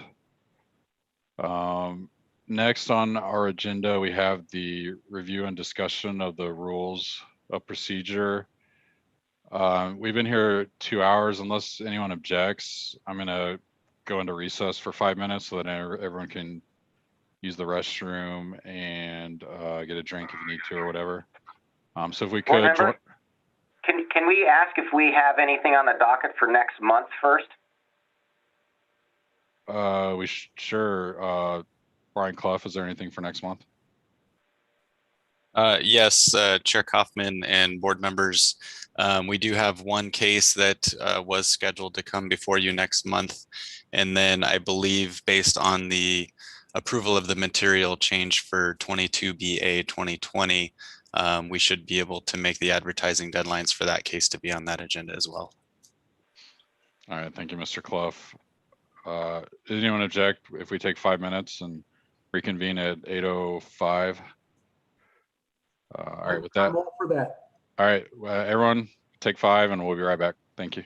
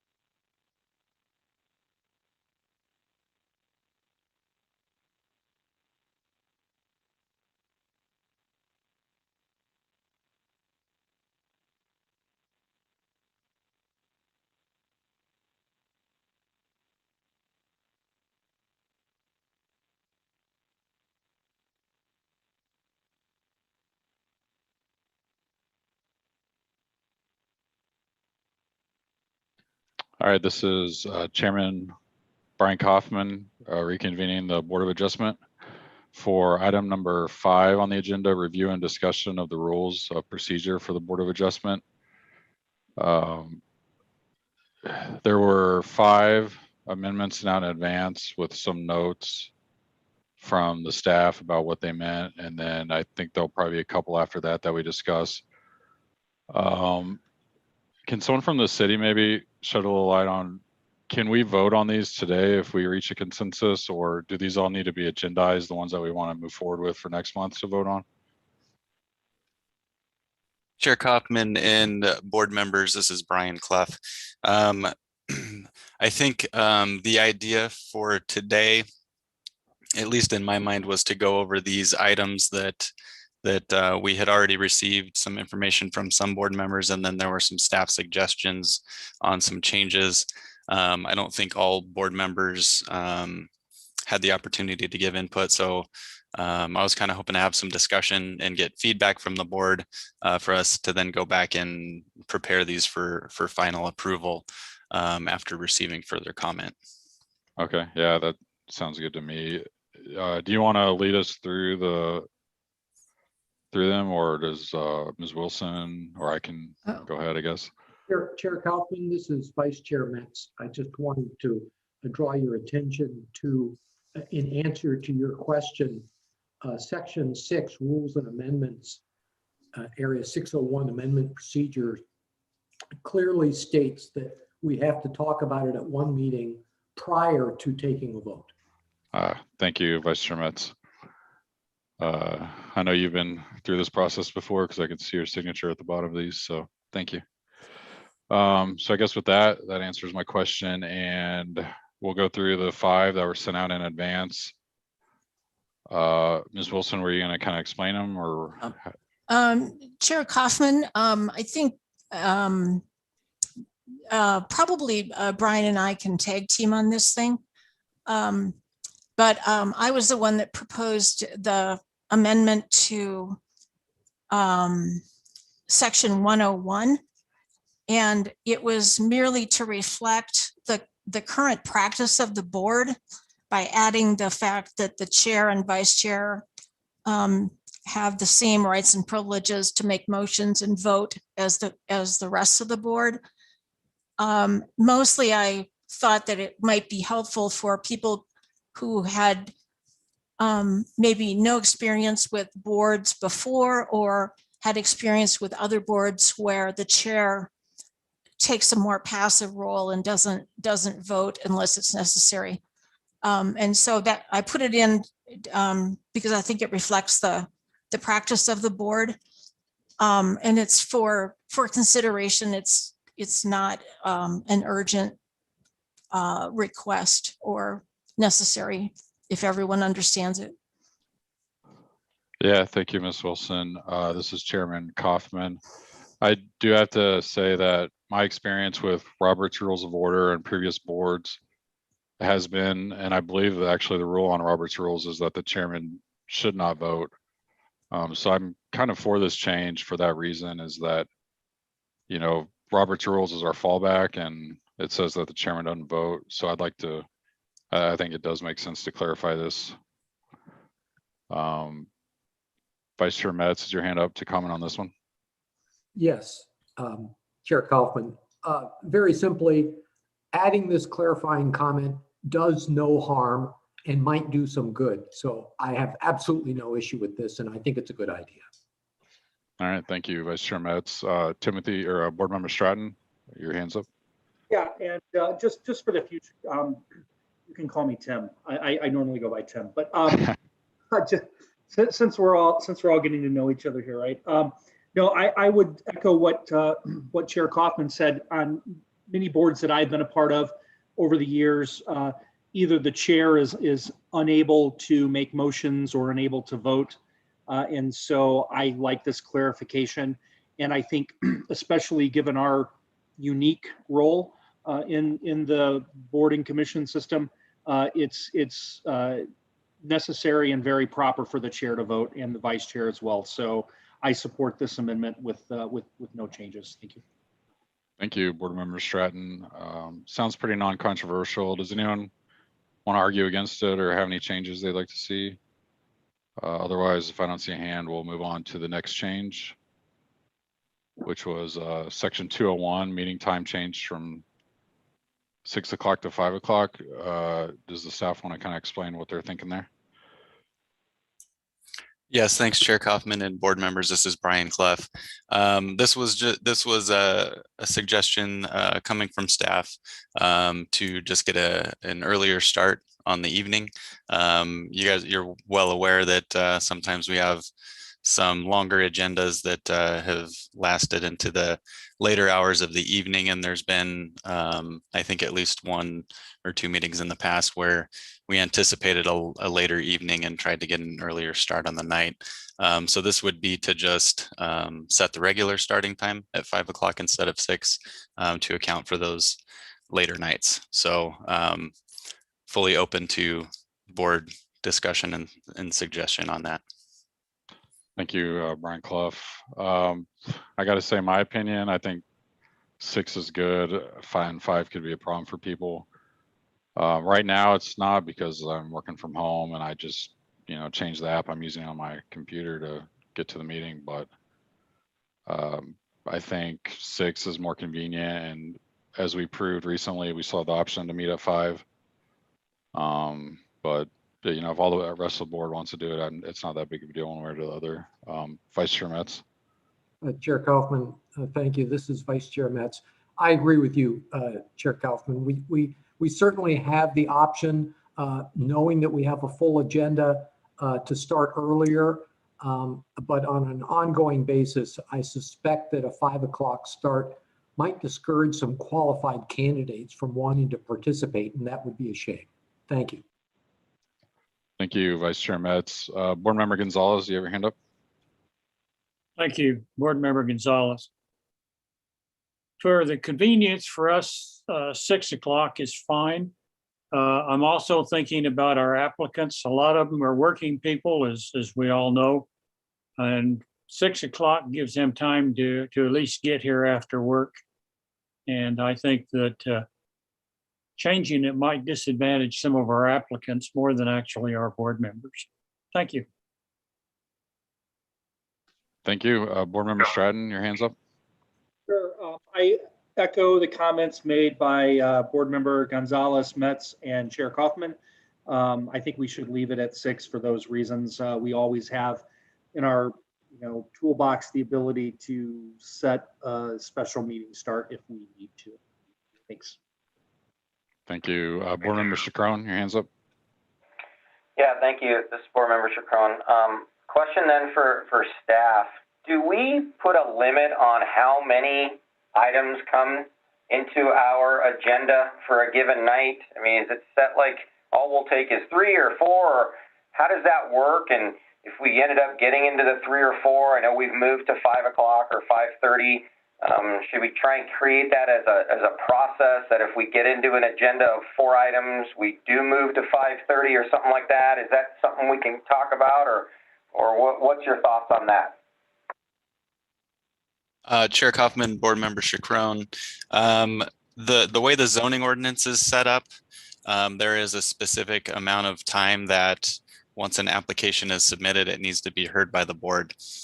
So generally, when an application comes in, staff has to review the materials and put everything together and get it to the board within like a 30 to 45 day period. So we're kind of at the mercy of what applications come in for how long an agenda ends up being. So I know that we do have a reasonable lead time in knowing what's going to be on an agenda. So in the past, when staff has seen that an agenda was going to be longer, we try to coordinate with the chair and the members of the board to see if an earlier start time would be appropriate and if that would work for everyone. So that's how we've handled it in the past. So we can continue to do it that way unless other board members have other suggestions. All right, thank you, Brian Clough.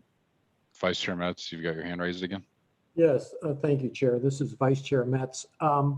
So, Mr. Clough, is it possible to, for example, if you have a stack of cases coming up for the following month, is it possible to tell the applicant that perhaps unless they want to come on at 11 o'clock at night, that they consider deferring their application to pass the next deadline? Have you ever done that, and what has been the response from the applicants? Thank you. Chair Kaufman and Board Member Metz. In my experience, I have not come across a situation where we requested that the applicant or offered to the applicant to not be agendized when they typically would.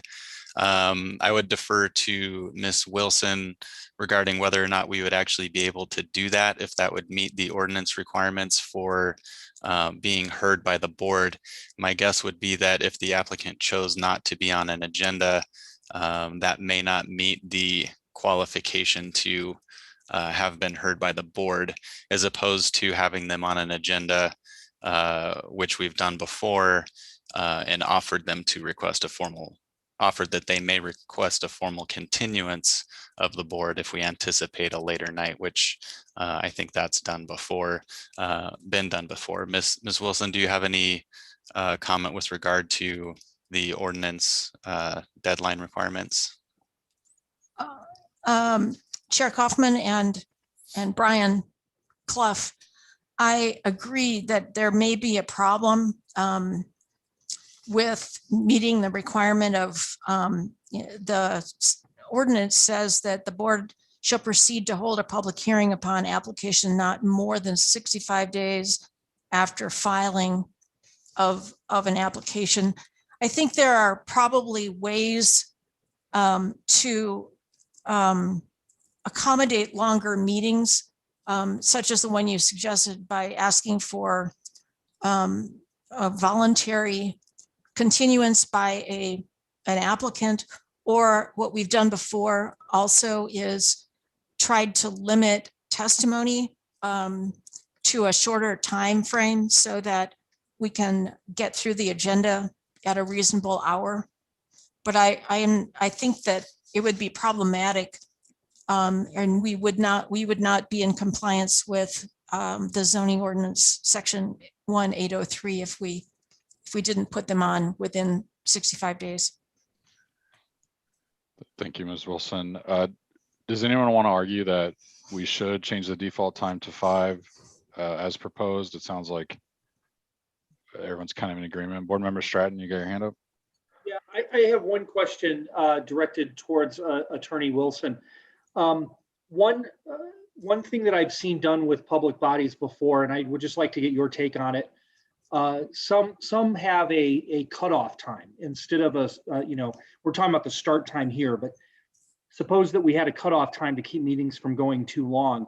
Do you think we would be in compliance with the zoning statute if let's say we agendized 5 hearings, but we only got to 3 of the 5 before we had an automatic hard stop adjourn at 9:30 or 10, whatever the number would be, and we just continued those hearings then to the next meeting? Would that be something that we could consider maybe to keep a runaway meeting scenario from happening, that we just say, we're not going to go past X PM on a given meeting night, and then we'll just continue the hearings we don't get to the next meeting?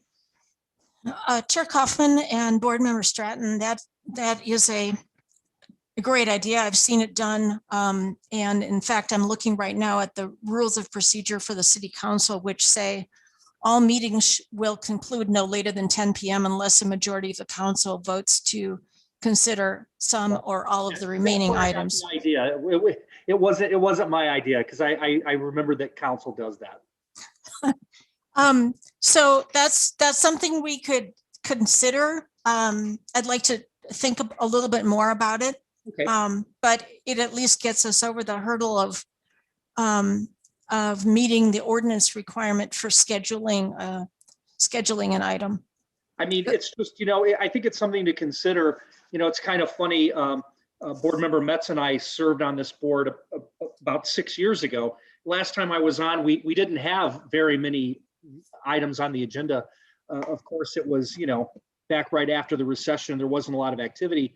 But I'm getting a little concerned here, hearing folks talking about 6-hour meetings and being here all night long. So maybe it does make sense to put a limitation on how long we're going to be here.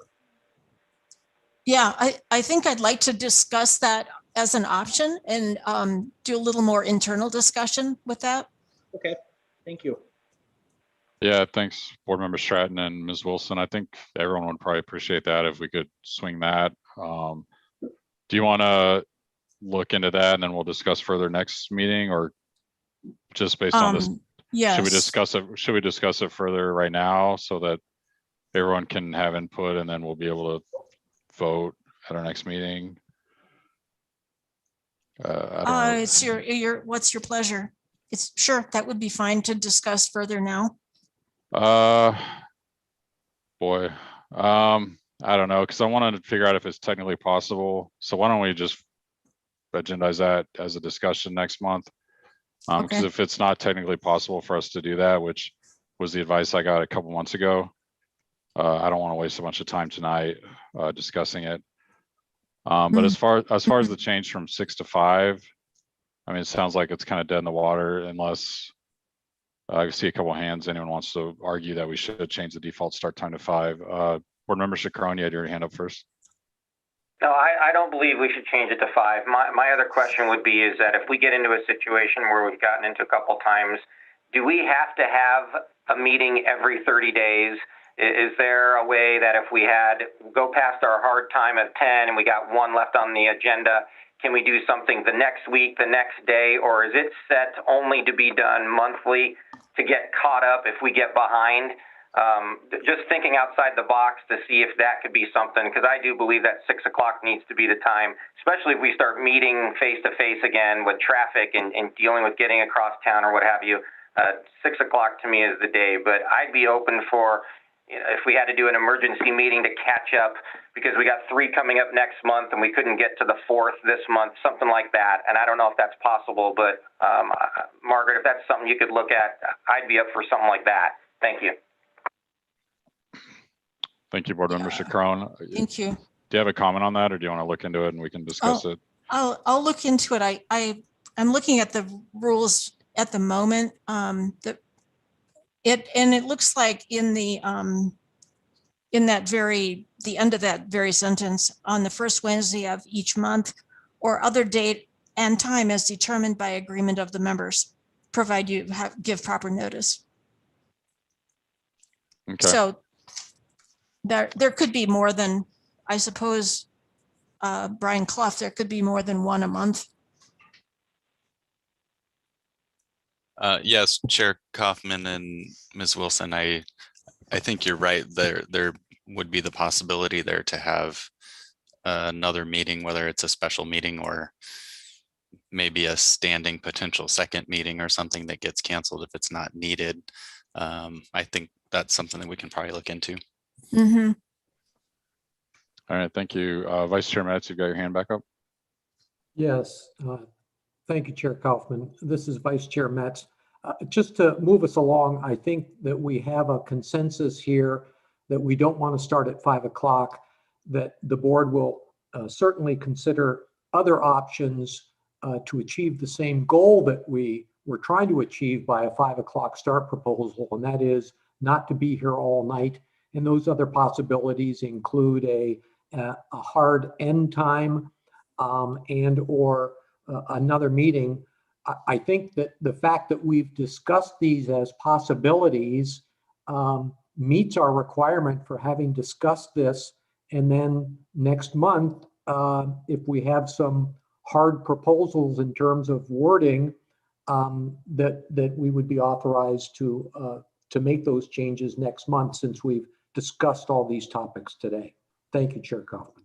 Okay, yeah, Vice Chair Metz.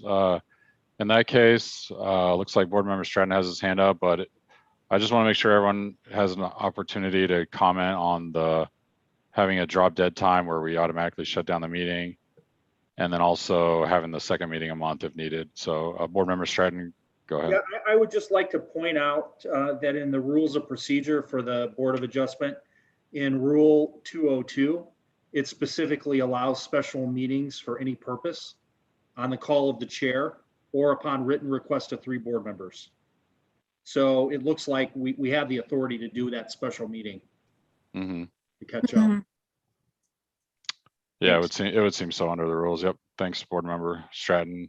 Any other comments on the two ideas? Otherwise, we'll work on something and we'll be able to vote on it next month. All right, with that, the next change was section 203, changing the word pass to the word authorize. Ms. Wilson, I think that was me again. The reason I had proposed that is because the ordinance in section 1804D says the concurring vote of a majority of all members of the board shall be necessary to authorize any variance. And it was a matter of making the wording consistent to authorize a variance as opposed to pass a variance, which to me was less meaningful and didn't comply with the ordinance. all right. Thank you. But I think the rest of the sentence is where we're struggling with the number of votes required. Mm-hmm. Okay, so yeah, so in my opinion, it seems like kind of a wash to me. I don't see it having much meaning, but I do like to be consistent with wording between our rules and ordinances, et cetera. So to me, I think it's fine. We might as well make the change. Vice Chair Metz, you have a comment? Thank you, Chair Kaufman. This is Vice Chair Metz. This proposed change was partly in response to this whole issue of whether a vote to deny that fails or a vote to approve that fails to get 4 votes and what all that means. And so I've actually, during those discussions this evening, in which we had some passionate discussions from Board Member Leopold and Board Member Stratton and all the board members, I'd like to propose that entire sentence, the second sentence of this that starts with the concurring vote, that entire sentence be struck and replaced with the following sentence. So it would still start with a quorum of the board shall consist of at least 4 members. And then the next sentence would be a motion which fails to get 4 votes in favor shall be deemed to be a passage of the opposing motion. And therefore, a 3-3 tie would go in the opposite direction of whoever voted for that way. And that way, we don't have to worry about it. Yeah. Okay. Thanks, Vice Chair Metz. Ms. Wilson, did you have a quick comment? It's hard for me to grasp it when I can't see it in writing. And I'm wondering if we could have further discussion on your proposal at our next meeting. Well, if I could, Ms. Wilson, so we do have these 5 changes that were sent out in advance. And then after that, I did want to discuss everyone's thoughts on where we should go with that general concept. So I think instead of worrying, discussing this change now, if no one has comments on changing authorize to pass, or if they do, let's have those real quick. And then at the end, we'll get a consensus, everyone's opinion on what they think on this issue with the ties.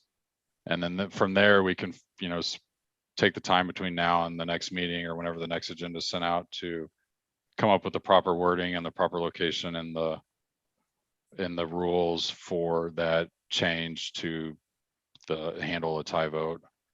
But I think at this moment, I'd rather just discuss the change of authorize, past authorize, and then at the end of this list, then we'll get into that real quick. Okay, yeah, I don't disagree with that.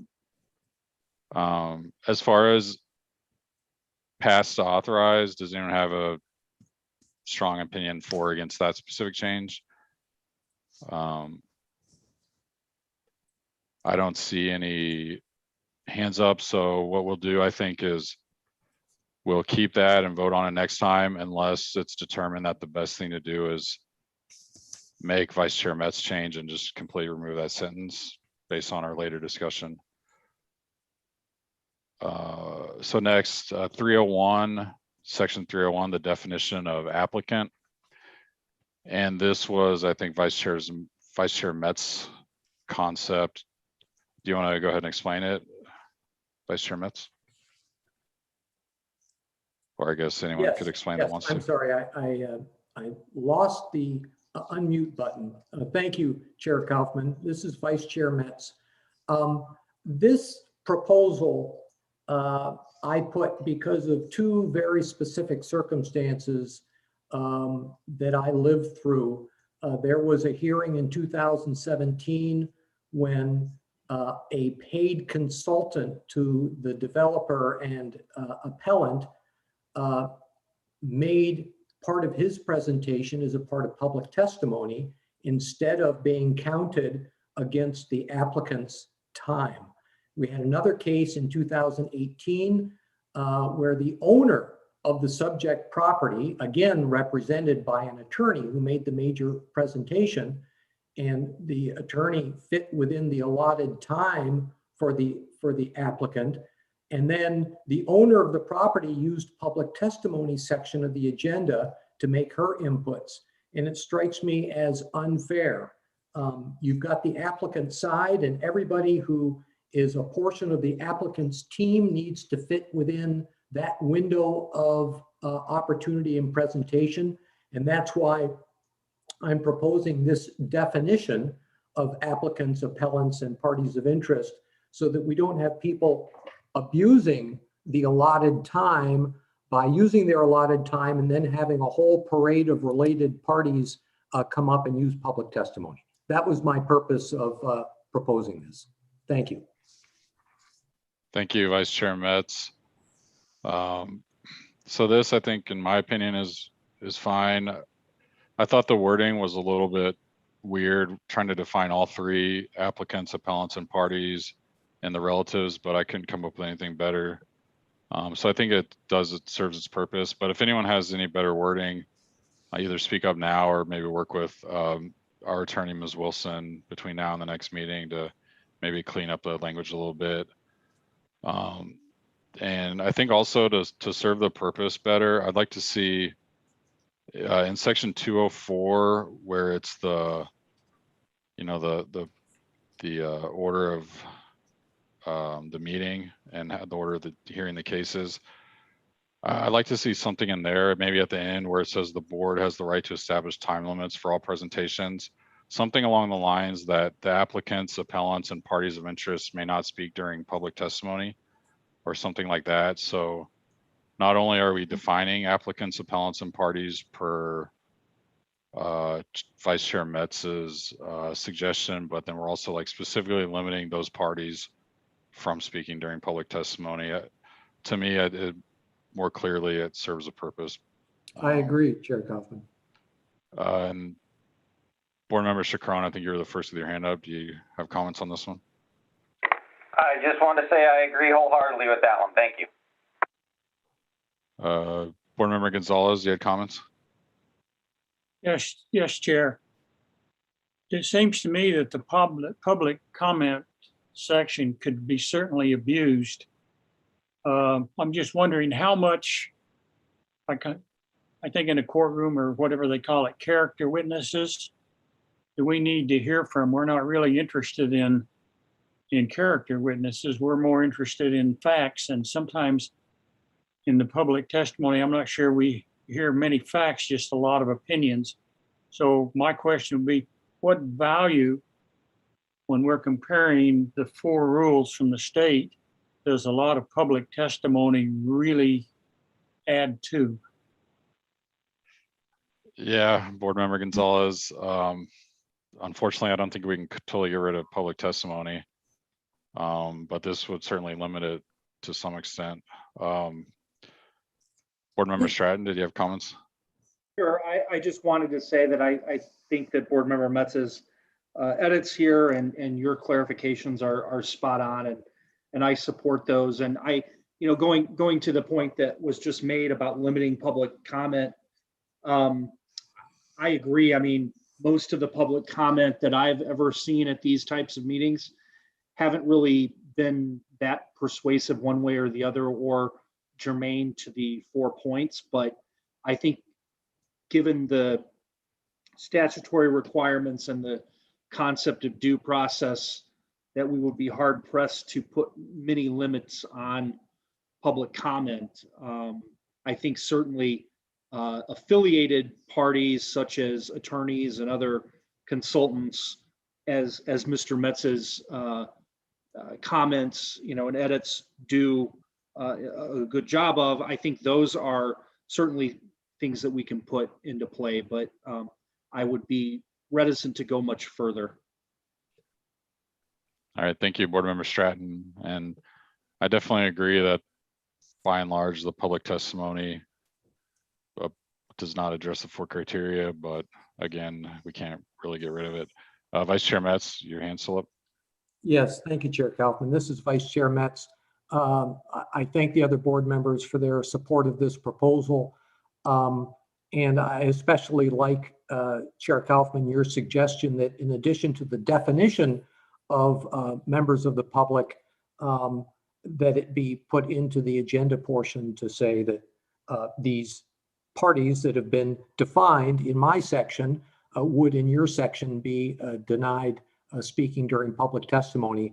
And just to clarify for Mr. Gonzalez, the times that we get the most public testimony have been not variance cases, but they are appeals of the zoning administrator, because they tend to be big deals like the Big True North appeal of the zoning administrator decision. Those are the ones where we have more public. And I think it's really important that the public feel that they have a voice. Even if we don't take them seriously, they need to know that they've been heard. And so I don't want to do any limits on public testimony. Thank you. Mhm. Thank you, Vice Chair Metz. Any other comments on the proposed change by Vice Chair Metz? If not, then we'll proceed to a vote next meeting. Section 403 is the next one. We're moving down from 14 to 7 days, it looks like, for the supplemental material. Does someone on staff want to go through that? Yes, thank you, Chair Kaufman and board members. This is Brian Clough. So the main idea here is adding some flexibility, mainly for 2 reasons. One would be to allow the possible opportunity for the applicant to provide supplemental information in advance of the meeting if they had additional materials that were unable to make it into the original packet, which would be supplied to the board 14 days before the meeting. The idea would be to have a 7-day deadline with the potential for supplemental information to be provided. The second reason is to expand the time period when citizen comment could be supplied to the board.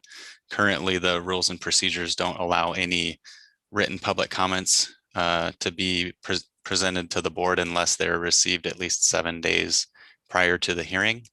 So there's been a lot of times when we'll get a substantial amount of public comment that comes in after those 7 days, and usually what we find is people don't really start thinking about it until maybe the first 2 or 3 days before the meeting, and that's when we tend to get most of the comment. And from a staff perspective, it's difficult to tell the members of the public that we're unable to provide these materials to the board. Obviously, we can give them the opportunity to address the board at the hearing, but it's just a little bit more resident friendly to allow public comment to be received later. closer to the hearing. So those are the thoughts there. Something that I see is left out here would be a clarification that that staff does intend to still comply with the 14-day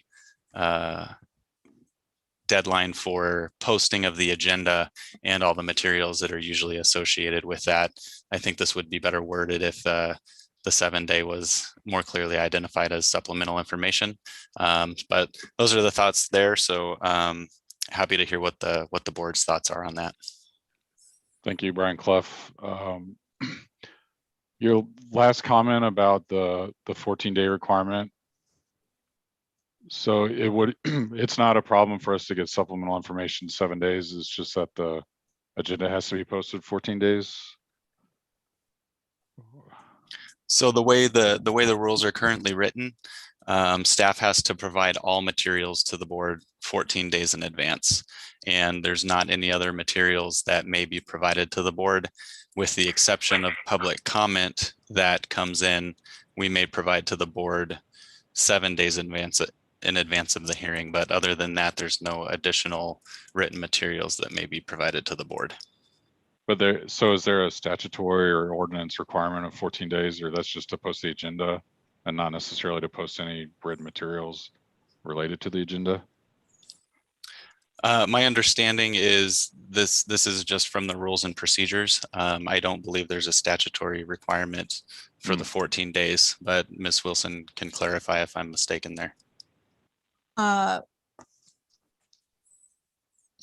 Excuse me. I'm looking here. I know that there is a notice that is required, 15-day notice requirement, but in terms of the materials, I think that's just governed by the rules. Okay, so we're not butting up against any like statutory requirements here that you can know of? Not that I know of. Okay. Board Member Chacron, you got your hands up. Do you have a comment on these timeframes? Yeah, my take on this would be, I would not want to see an agenda and then materials come out and then updates to those. Preferably, I'd prefer to see a hard date that says this is the agenda and these are all of the documents for that agenda. Public comments, written citizen comments, to me, those can come in. I mean, I don't know how that strains your resources, Brian, when it comes to having to gather all these things within 24 hours of our meeting. I think it would be easier for you, but I understand the public comes to you at the last minute all the time. But personally, I would like to see everything show up 7 days prior, and so you get all that time to get it all together, and then that's it, instead of seeing an agenda at day 14 and then seeing materials come in and then possibly getting an update 7 days later. Does that make sense to you guys? Because I wouldn't want to see updates to that. Once the agenda is set, once the materials are submitted to us, I'd like to just be able to run with that and do all my due diligence and driving around town and what have you. Thank you. Thank you, Board Member Chacron. Maybe Brian Clough or one of you guys, do you want to explain maybe what you're envisioning with this? I mean, we're not talking about anything that's going to change everything the case too significantly. It's more like some additional figures or more pictures or what have you. Yeah, Chair Kaufman and members of the board, in my thought of how this would work out is it's not something that would be used all the time, something that would be a little bit more limited. I think we would plan to keep doing things the way we're doing them now. However, if there was an applicant who had an additional graphic that they wanted to provide that helped explain their case, or photos or that type of thing like that, I wouldn't intend on that being anything that's a substantial change to the application. Thank you, Brian Clough. Yeah, I would definitely like to see, maintain the 14 days for all our materials. I think 7 days is too soon to receive everything. Like if we receive the entire packet with only a week's notice, that might be a problem. But if we're receiving everything within 14 days, or everything outside of 14 days. And then there's just, a couple pages, couple pictures, a little quick explanation, within a week. I think that's fine with me. So I'd like to see maybe whatever you were talking about initially, where you said you meant to keep in 14 days, and just say that in addition to the 14 days, there could be supplemental within 7. That'd be fine with me. Board Member Stratton, you got your hand up? Sure. On one hand, I want to see all the information, but on the other hand, it is kind of annoying to have stuff trickle in. I'm wondering if we could modify, if everybody else is inclined to go with this, I'm wondering if we could modify the section on the supplemental information somehow to, state that the application in substantially final form be submitted, within the 14 days. And then at least we put folks on notice that, hey, listen, we're not going to accept a rewrite of the application or any, massive amount of new material, because it does kind of impede us in doing our review and due diligence. But I'm not too concerned one way or the other, but maybe if we add some language that, so the applicants know that they have to be, what they're turning in is substantially the final form. Yeah, thanks, Board Member Stratton. Yeah, I do agree that maybe limiting in some way what can be submitted, like to a certain number of pages or whatever. If anyone has any ideas, throw them out, because I think that might be helpful. Board Member Gonzalez, you got your hand up? Thank you, Chair. I like the 14-day rule. Number one, it gives us plenty of time to review it. The second thing it does is if the applicant hasn't got a full package prepared, maybe he's not ready to present and should defer till the next meeting. As far as the supplemental information from the public, I'm fine getting that up to the last minute. I don't have a problem reading all that. What I have a problem with is if somebody doesn't make the 14-day rule, he ought to just defer until he's ready to present. I don't need additional information, which could be lost in the shuffle, if I can put it that way. Emails can sometimes disappear or whatever, and I hate to see that happen. So I'm in favor of the 14-day rule, but clear up to the end on public comments is fine with me. Thank you.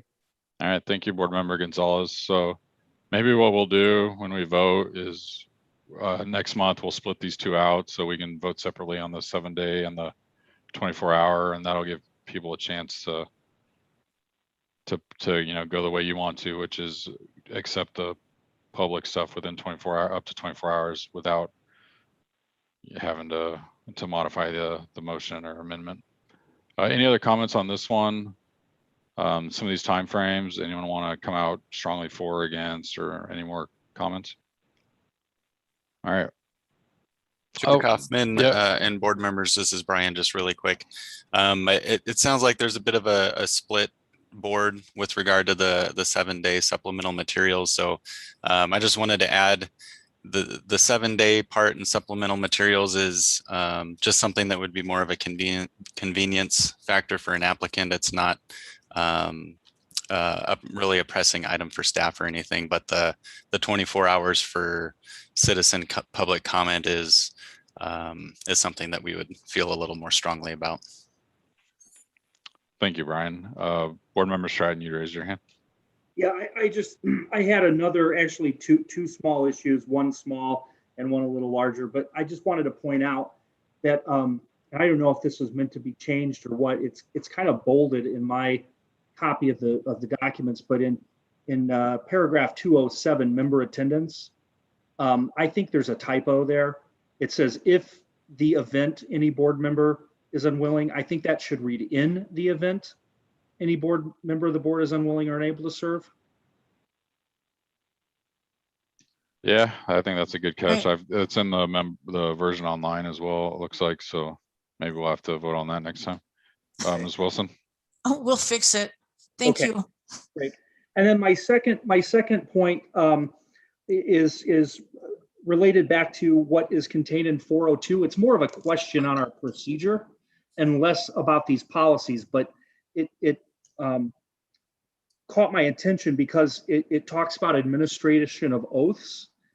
And I just have a question. I don't remember tonight where we put anybody under oath, but is that something that the board typically does? Because I think probably as a quasi judicial body, when the applicants or any of their, representatives are testifying, that they should all go under oath. But that, I don't know what the board's historic precedence has been. I do remember when I was back on before that we usually had folks at the beginning of the hearing, we would swear everybody in kind of en masse, but I don't know how we're handling that. Yeah, Board Member Stratton, since I've been on the board, I've never seen it done. Wow, okay. Chair Metz was. Chair Kaufman, when I came here, I was surprised that it wasn't done. I think anytime we're taking a testimony, we should have the witnesses sworn, because our actions, I think, as everybody knows, it's appealable directly to the Superior Court. And so that entire record would get forwarded to the Superior Court. So I think that the best practice would be to put folks under oath, but that's my, perspective. Yeah, that's a good comment. Board Member Stratton, I think that should be strongly considered, and maybe we'll do that starting next month. Vice Chair Metz, your hands up. Did you have a comment on the swearing in or on the time periods? Thank you, Chair Kaufman. This is Vice Chair Metz. So as long as I've been on the Board of Adjustment, which was probably, I started, I would say, somewhere around 14 years ago, even in the big deals, the appeals of the zoning administrator, as I have never seen the Board of Adjustment administer an oath. It doesn't mean that it wasn't done or that it shouldn't be done, but my follow-on question to that would be, what difference does it make? The Court of Appeal, I'm sorry, the Maricopa County Superior Court doesn't review our case de novo. They simply basically determine whether we were arbitrary or capricious. So, and unless some criminal charge was going to be brought against a person testifying to us, I'm not sure what purpose it serves, but I'm open to hearing the answer to that. And I suspect Mr. Stratton has that, or Board Member Stratton has the response. So I'll be quiet now. Thank you, Vice Chair Metz. Board Member Stratton, did you want to address that? Sure. Board Member Metz, I'm not sure what impact it has relative to the appeal to the Superior Court. That's a good question, because you're right, they do a de novo review of the situation. The only thing I would say is that I think, as a general practice, and this is, admittedly the lawyer coming out in me, that anytime we're collecting evidence, because again, we are designated as a quasi-judicial body, I believe that it's in our best interest and the public's best interest to have folks sworn, I think it goes to the veracity of the information folks are testifying to. I don't think it's anything more than that. Yeah, that would be my response, I guess. Thank you for that response, Board Member Stratton. Yeah, thanks. This is Chair Kaufman again. Board Member Gonzalez, you got your hand up. Do you have comments on either the? Yes, I do. It seems to me that swearing in under oath is, I'm not sure what the advantage is, since we automatically record everything in these meetings anyway. Maybe it might be easier in our beginning announcement just to say that these meetings are recorded and applicants and all testimony is considered to be truthful, and just put them on notice. And then if we ever have a problem, just pull out the recording, and if they say it and it's proven to be false, then we've got them. I don't know that swearing in serves maybe a technical legal procedure, but we've got them on tape telling us a falsehood that if it's a falsehood, it can probably be proven if we ever had to go to court. So I'm not sure it serves a real purpose other than a technicality. Thank you. All right, thank you, Board Member Gonzalez. Are there any comments anymore on these time period? Either the supplemental material that can be up to 7 days in advance of the meeting, or the 24-hour time period on the public testimony? Board Member Stratton, your hand's back up. Sure. Since you ask, after hearing everyone's comments on that, I was a little wishy-washy on that and said, maybe we should just have it in substantially the form of. But one of our fellow board members made a good point, which is, if they're not prepared by 14 days to have us the materials, then maybe they ought to just push it another meeting until they're prepared. That struck a chord with me. And so for that reason, I think I would leave it at 14 days, but I would also extend the public, public comment up until the 24 hours that's being proposed. All right, appreciate it. Board Member Stratton, Board Member Gonzalez, your hand still up? Is that still left over? Or? All right, so with that, no more comments, it looks like, on the time period changes. That finishes the list that was sent out. So real quick, let's just discuss a couple more.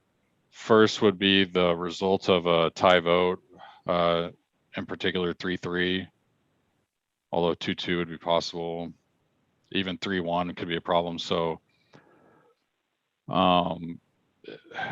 sounds like everyone was more or less in agreement that if you don't get 4 votes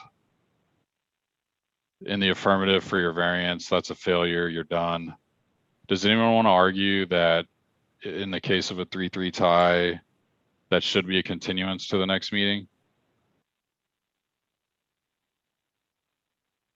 Vice Chair Metz. Yeah, thank you, Chair Kaufman. This is Vice Chair Metz. I do not want a 3-3 tie to continue to the next meeting. I understand and agree with Ms. Wilson's interpretation of how the rule reads, which says, in order for us to render any decision, we need 4 votes. But that clearly wasn't the intent, and it hasn't been the way we've operated. And that's why I'm proposing some different language that I will forward to you, Chair Kaufman, and to Mr. Clough and Ms. Wilson for your consideration. I respect your reluctance to comment on something that I just read to you, but I don't want a 3-3 vote to mean that we didn't reach a decision. A 3-3 vote clearly to me means you didn't get 4 votes for you, and therefore it fails. That's what I believe the intent is, and I'd like our language to reflect that. Thank you, Chair. Yeah, thank you, Vice Chair Metz. And just to reiterate the concept of Vice Chair Metz's language earlier, basically any motion that fails to get 4 votes was deemed as the passage of the opposing motion. So if a motion to grant did not get 4 votes, that would be deemed to be a passage of the motion to deny, and vice versa. So it seems like it solves it. Any comment on that concept or any reason why that might need to be changed a little bit? I see Board Member Chacron, did you have comments? Yeah, thank you, Board Member Chacron. I agree with Vice Chair Metz. I would just go back to Ms. Wilson and ask, how can we put it in writing and in our wording that will work for the public as well as for whatever legalities, so that anything that doesn't get the 4 vote works. It's not normal for us to have 6 board members at a meeting, but it can happen. And then if anyone decides not to vote, it can happen. And how Board Member Leopold kept talking about it can keep going and going and going. We've definitely got to try and nip this earlier than later. And I'm all for whatever wording it takes to make it work, so that if a 4 vote doesn't happen, it still is a vote. Or all that time and effort we put into this, it just doesn't work. Because I look at this as if we ever had a board of 6, we shouldn't even entertain it. And I know there's a chance that we'll get 4 versus 2 in a board of 6, but the chances of that happening, are out there. And I would hate to just spend 4 to 6 hours like we did one night and get a 3-3 and then that not work in the favor of what the board is intended to do. So I'm all for that. Thank you. Thank you, Board Member Chacron. And, now that I'm thinking a little more about Vice Chair Metz's language, I think we will have to maybe work on that, and we'll take the ideas that people have today, and I'll probably work with Ms. Wilson on some final language for us to vote on next time. I think the issue with Vice Chair Metz's language is that a motion to deny that failed to get 4 votes would be deemed to pass, so they would get their variance. So I think we'll need to be a little careful about how we word this, but we'll get it right. And everyone, chime in now, specific language you want to see or specific concepts, and we'll put it together and vote on it next time. Board Member Stratton, you have your hand up? Yeah, sure. So I completely agree with Board Member Metz and his desire to change this. I want to make clear that what we're saying here is that the approving vote of 4 members shall be necessary, to approve a variance or to reverse administrative decision. As I look at this more, I really think that the cause of our problem here lies in that last sentence of 203, where it goes on to say, I'm fine with this part. It says approving vote of 4 members shall be necessary to reverse any administrative decision. Okay, that's fine. To authorize, modify, amend, or to effect any variations from the zoning ordinance. I think that's fine as well. That says what I think it should say. But this is the problem. It says, or to take any action, or to make any decision delegated by the board or to the board by the city council. I think if we just simply take out or to take any action, it makes our problem go away. Chair Kaufman and Board Member Stratton, let me remind everybody that there are other matters that the board gets to decide on. And those are requests for disability accommodations. Okay. And the unusual situation for a subdivision or generally a lot split, if the general manager has made a decision on a lot split and the owner wants to dispute it, that can also come to the board. Okay. And so that some of that, especially the disability accommodations, might be new since you were on before. That's kind of a recent amendment. But I think we really do need to take a look at this language, because there's it's very broad, and I understand what it was designed to do, but we got into a little bit of a confusing situation at the last meeting. Yeah, I think, another thought that pops in my mind, maybe we modify that to say, or grant any other relief, because that puts it more in the affirmative that we're granting something. I just want to make clear here, and I think the point is that, we want 4 votes to grant any relief, right? To grant a variance, to accept anything. Or I think also conversely, maybe another way to clarify this would be to simply add a sentence saying failure to obtain 4 affirmative votes shall result in a denial. Right, which I think is the intent of the language now, but that would nail it down, I think, a little better. Yeah, thank you, Board Member Stratton. I like that. That actually, comment. Could you email me that also? Since Sure. I was listening and not writing.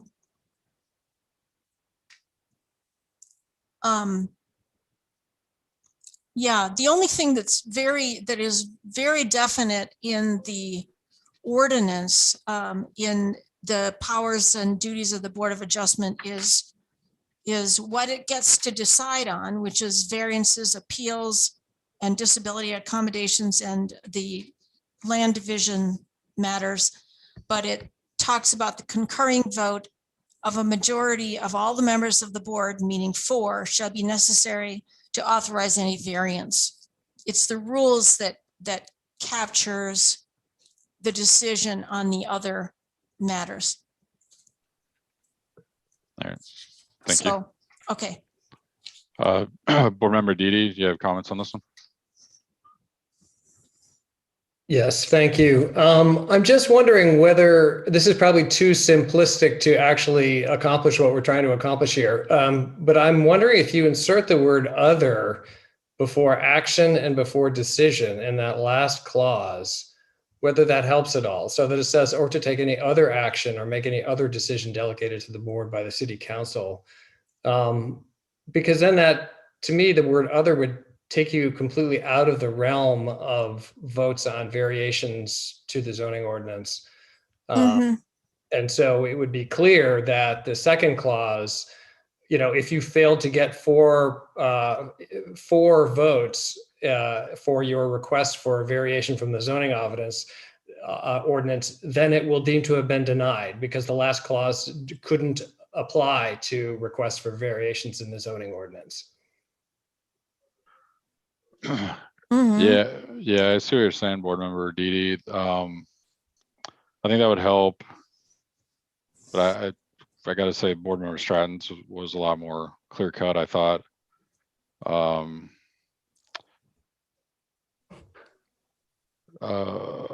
Vice Chair Metz, your hand's up. Thank you, Chair Kaufman. This is Vice Chair Metz. You immediately went to the same hole that I found in my own proposal, which is that in the case of a 3-3 tie, my wording has a different effect depending upon whether the motion was to approve or the motion to deny.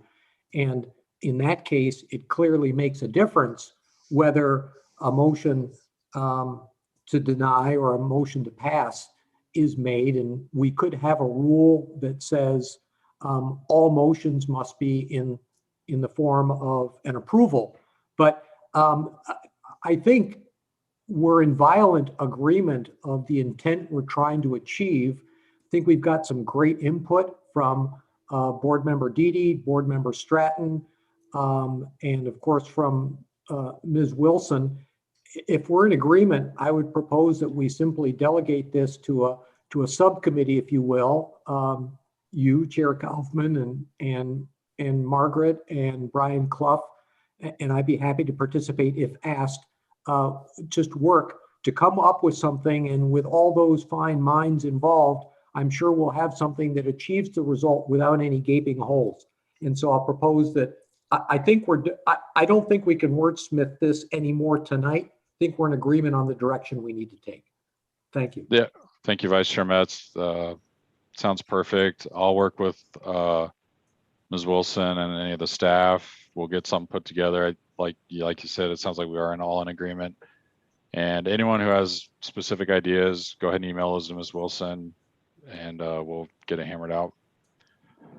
One last one was the idea to maybe limit the people asking for rehearings.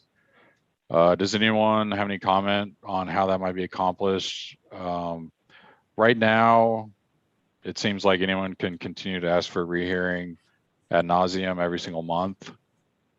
I don't know off the top of my mind an easy way to fix that. Does anyone want to throw anything out? Board Member Stratton? Sure. Not really an idea, but just a request for information. I don't feel like I could make a decision on this right now without knowing what the context and the historical and legal precedent for a rehearing, where that came from. Is that something solely within our procedures? Was it maybe prompted by a legal case that says that we have to give some kind of rehearing process, to comply with due process requirements. I would just want to know more information because I certainly don't want to take away anybody's due process under statute or, case law or anything like that. Thank you. Yeah. Thank you, Board Member Stratton. Ms. Wilson, do you have comments? Am I unmuted? Can you hear me? We can hear you. Sorry. I am not aware of cases that may have led to this rule. I think it's true, and maybe Brian Clough, you know this. Is this a rule that's similar to a rule for the Planning Commission and resubmittals of zoning cases? It could be just a matter of being consistent with another land use board. Yeah, Ms. Wilson and Chair Kaufman and board members, this is Brian.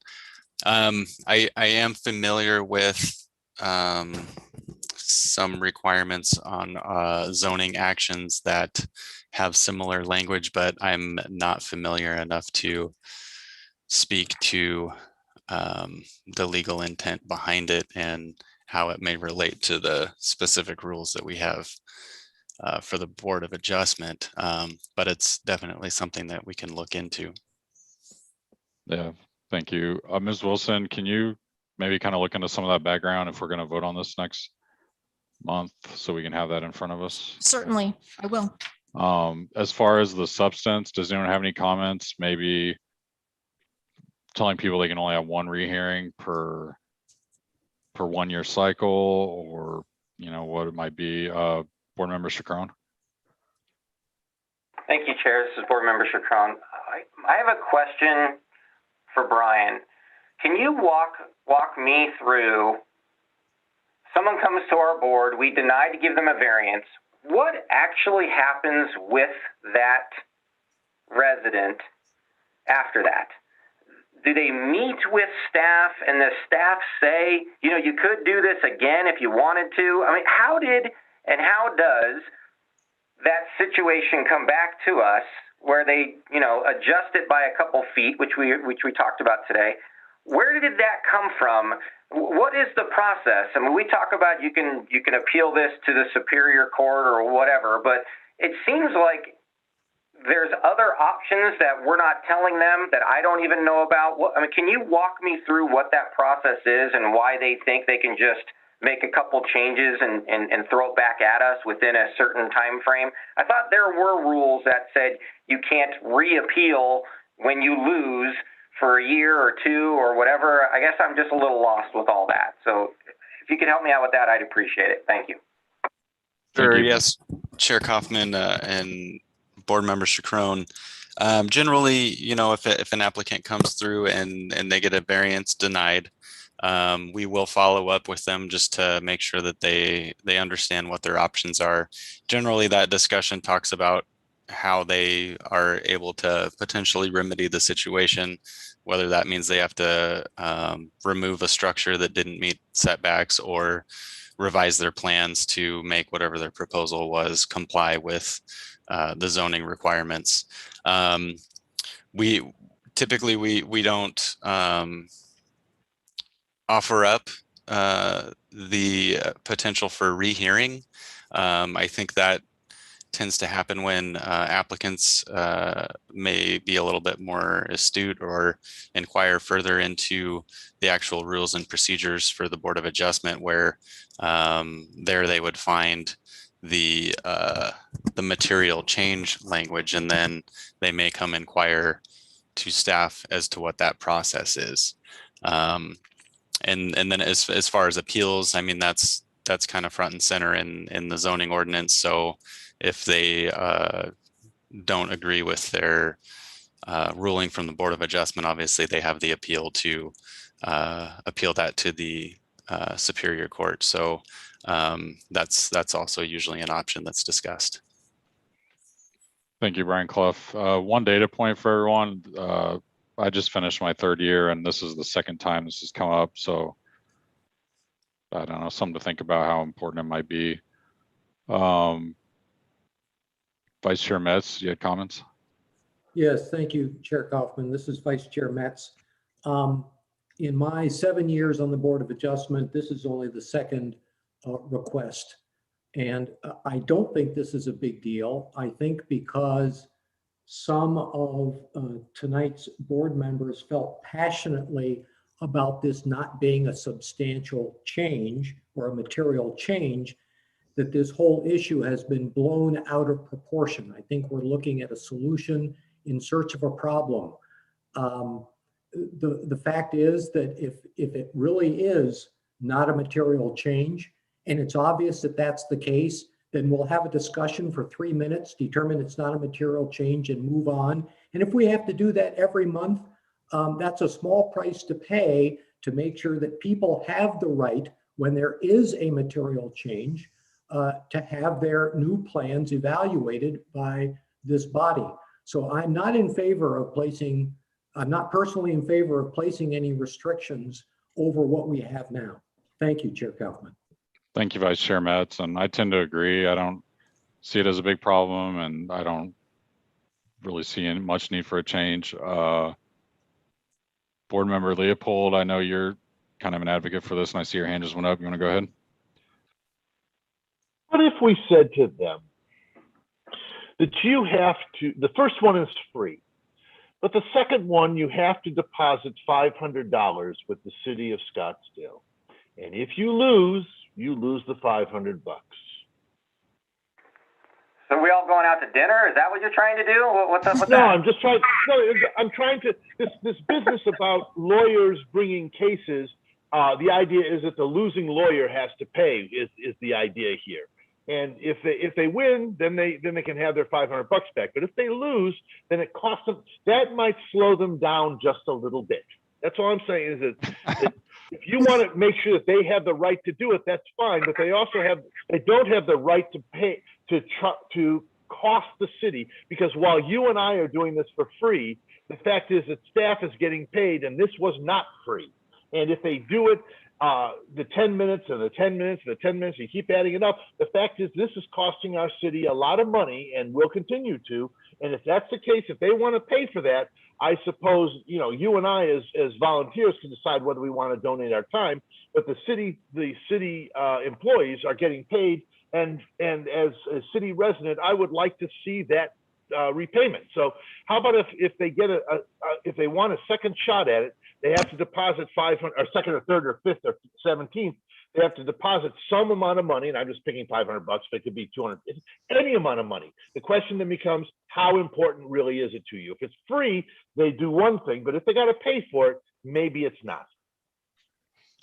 Thank you, Board Member Leopold. Excuse me, Board Member Stratton, you got your hand up? Sure. Interesting point. I think there certainly is precedent for cities to charge developers and applicants fees for things. I'm not sure if we have authority to charge a fee per city council for zoning matters, but it's not the craziest thing I've ever heard. That being said, what I'm hearing from Vice Chair Metz and some others is that we don't have people beating down the door with this. And I think, I'm always going to err on the side of giving folks more due process rights in their interactions with local government. And so I think we have a mechanism to quickly dispose of these, which is to exercise our authority to take a vote on materiality. So until I start seeing more of these come down the pipeline, I don't think we should make any change at all. And then, and only then, would I make a change of maybe saying, you get one of these, I don't know. I don't really want to speculate beyond that, but I don't see this as being a huge problem. Thanks. Yeah, thank you, Board Member Stratton. Any other comments on this one? I don't see any hands, so I think with that, we're done with the rule changes. Board Member Gonzalez, your hand's up. Yeah, if we're done with rule changes, I have a question for Brian Clough. I think we're done. What's your question for Brian Clough? Within the next month or so, we're having at least 2 board members that are reaching the end of their term. Are you available to tell me how many applicants the city clerk has gotten for these open positions? Chair Kaufman and Board Member Gonzalez, I believe we can have that information available if we want to coordinate offline. We can see what information we might be able to provide to you. Okay, that's great. I appreciate that, Brian. Thank you. All right. Pardon me. Jeez. A couple more hands have come up. Matt Metz, you had comments before we close? Yes, thank you, Chair Kaufman. This is Vice Chair Metz. I just wanted to let Mr. Gonzalez, the board member Gonzalez, and all the board members know that that's all public record. If you go to the website, you can see what openings are there. You can see all the people who have applied. You can see how many candidates are there, who's been nominated. And it's pretty easy to determine that right from the City of Scottsdale website. So suggest that you use that as a resource. Thank you. Yeah, thank you, Vice Chair Metz. And in the meantime, I've actually gotten on here, and currently there are 6 total applicants for the 2 open spots. So that's just FYI. Any other questions, Board Member Gonzalez? Otherwise, it sounds like we're ready to go. So it's 9:21 and I'm going to adjourn the meeting. Thank you, everyone. Thanks, everybody. Thank you. Thank you. Bye.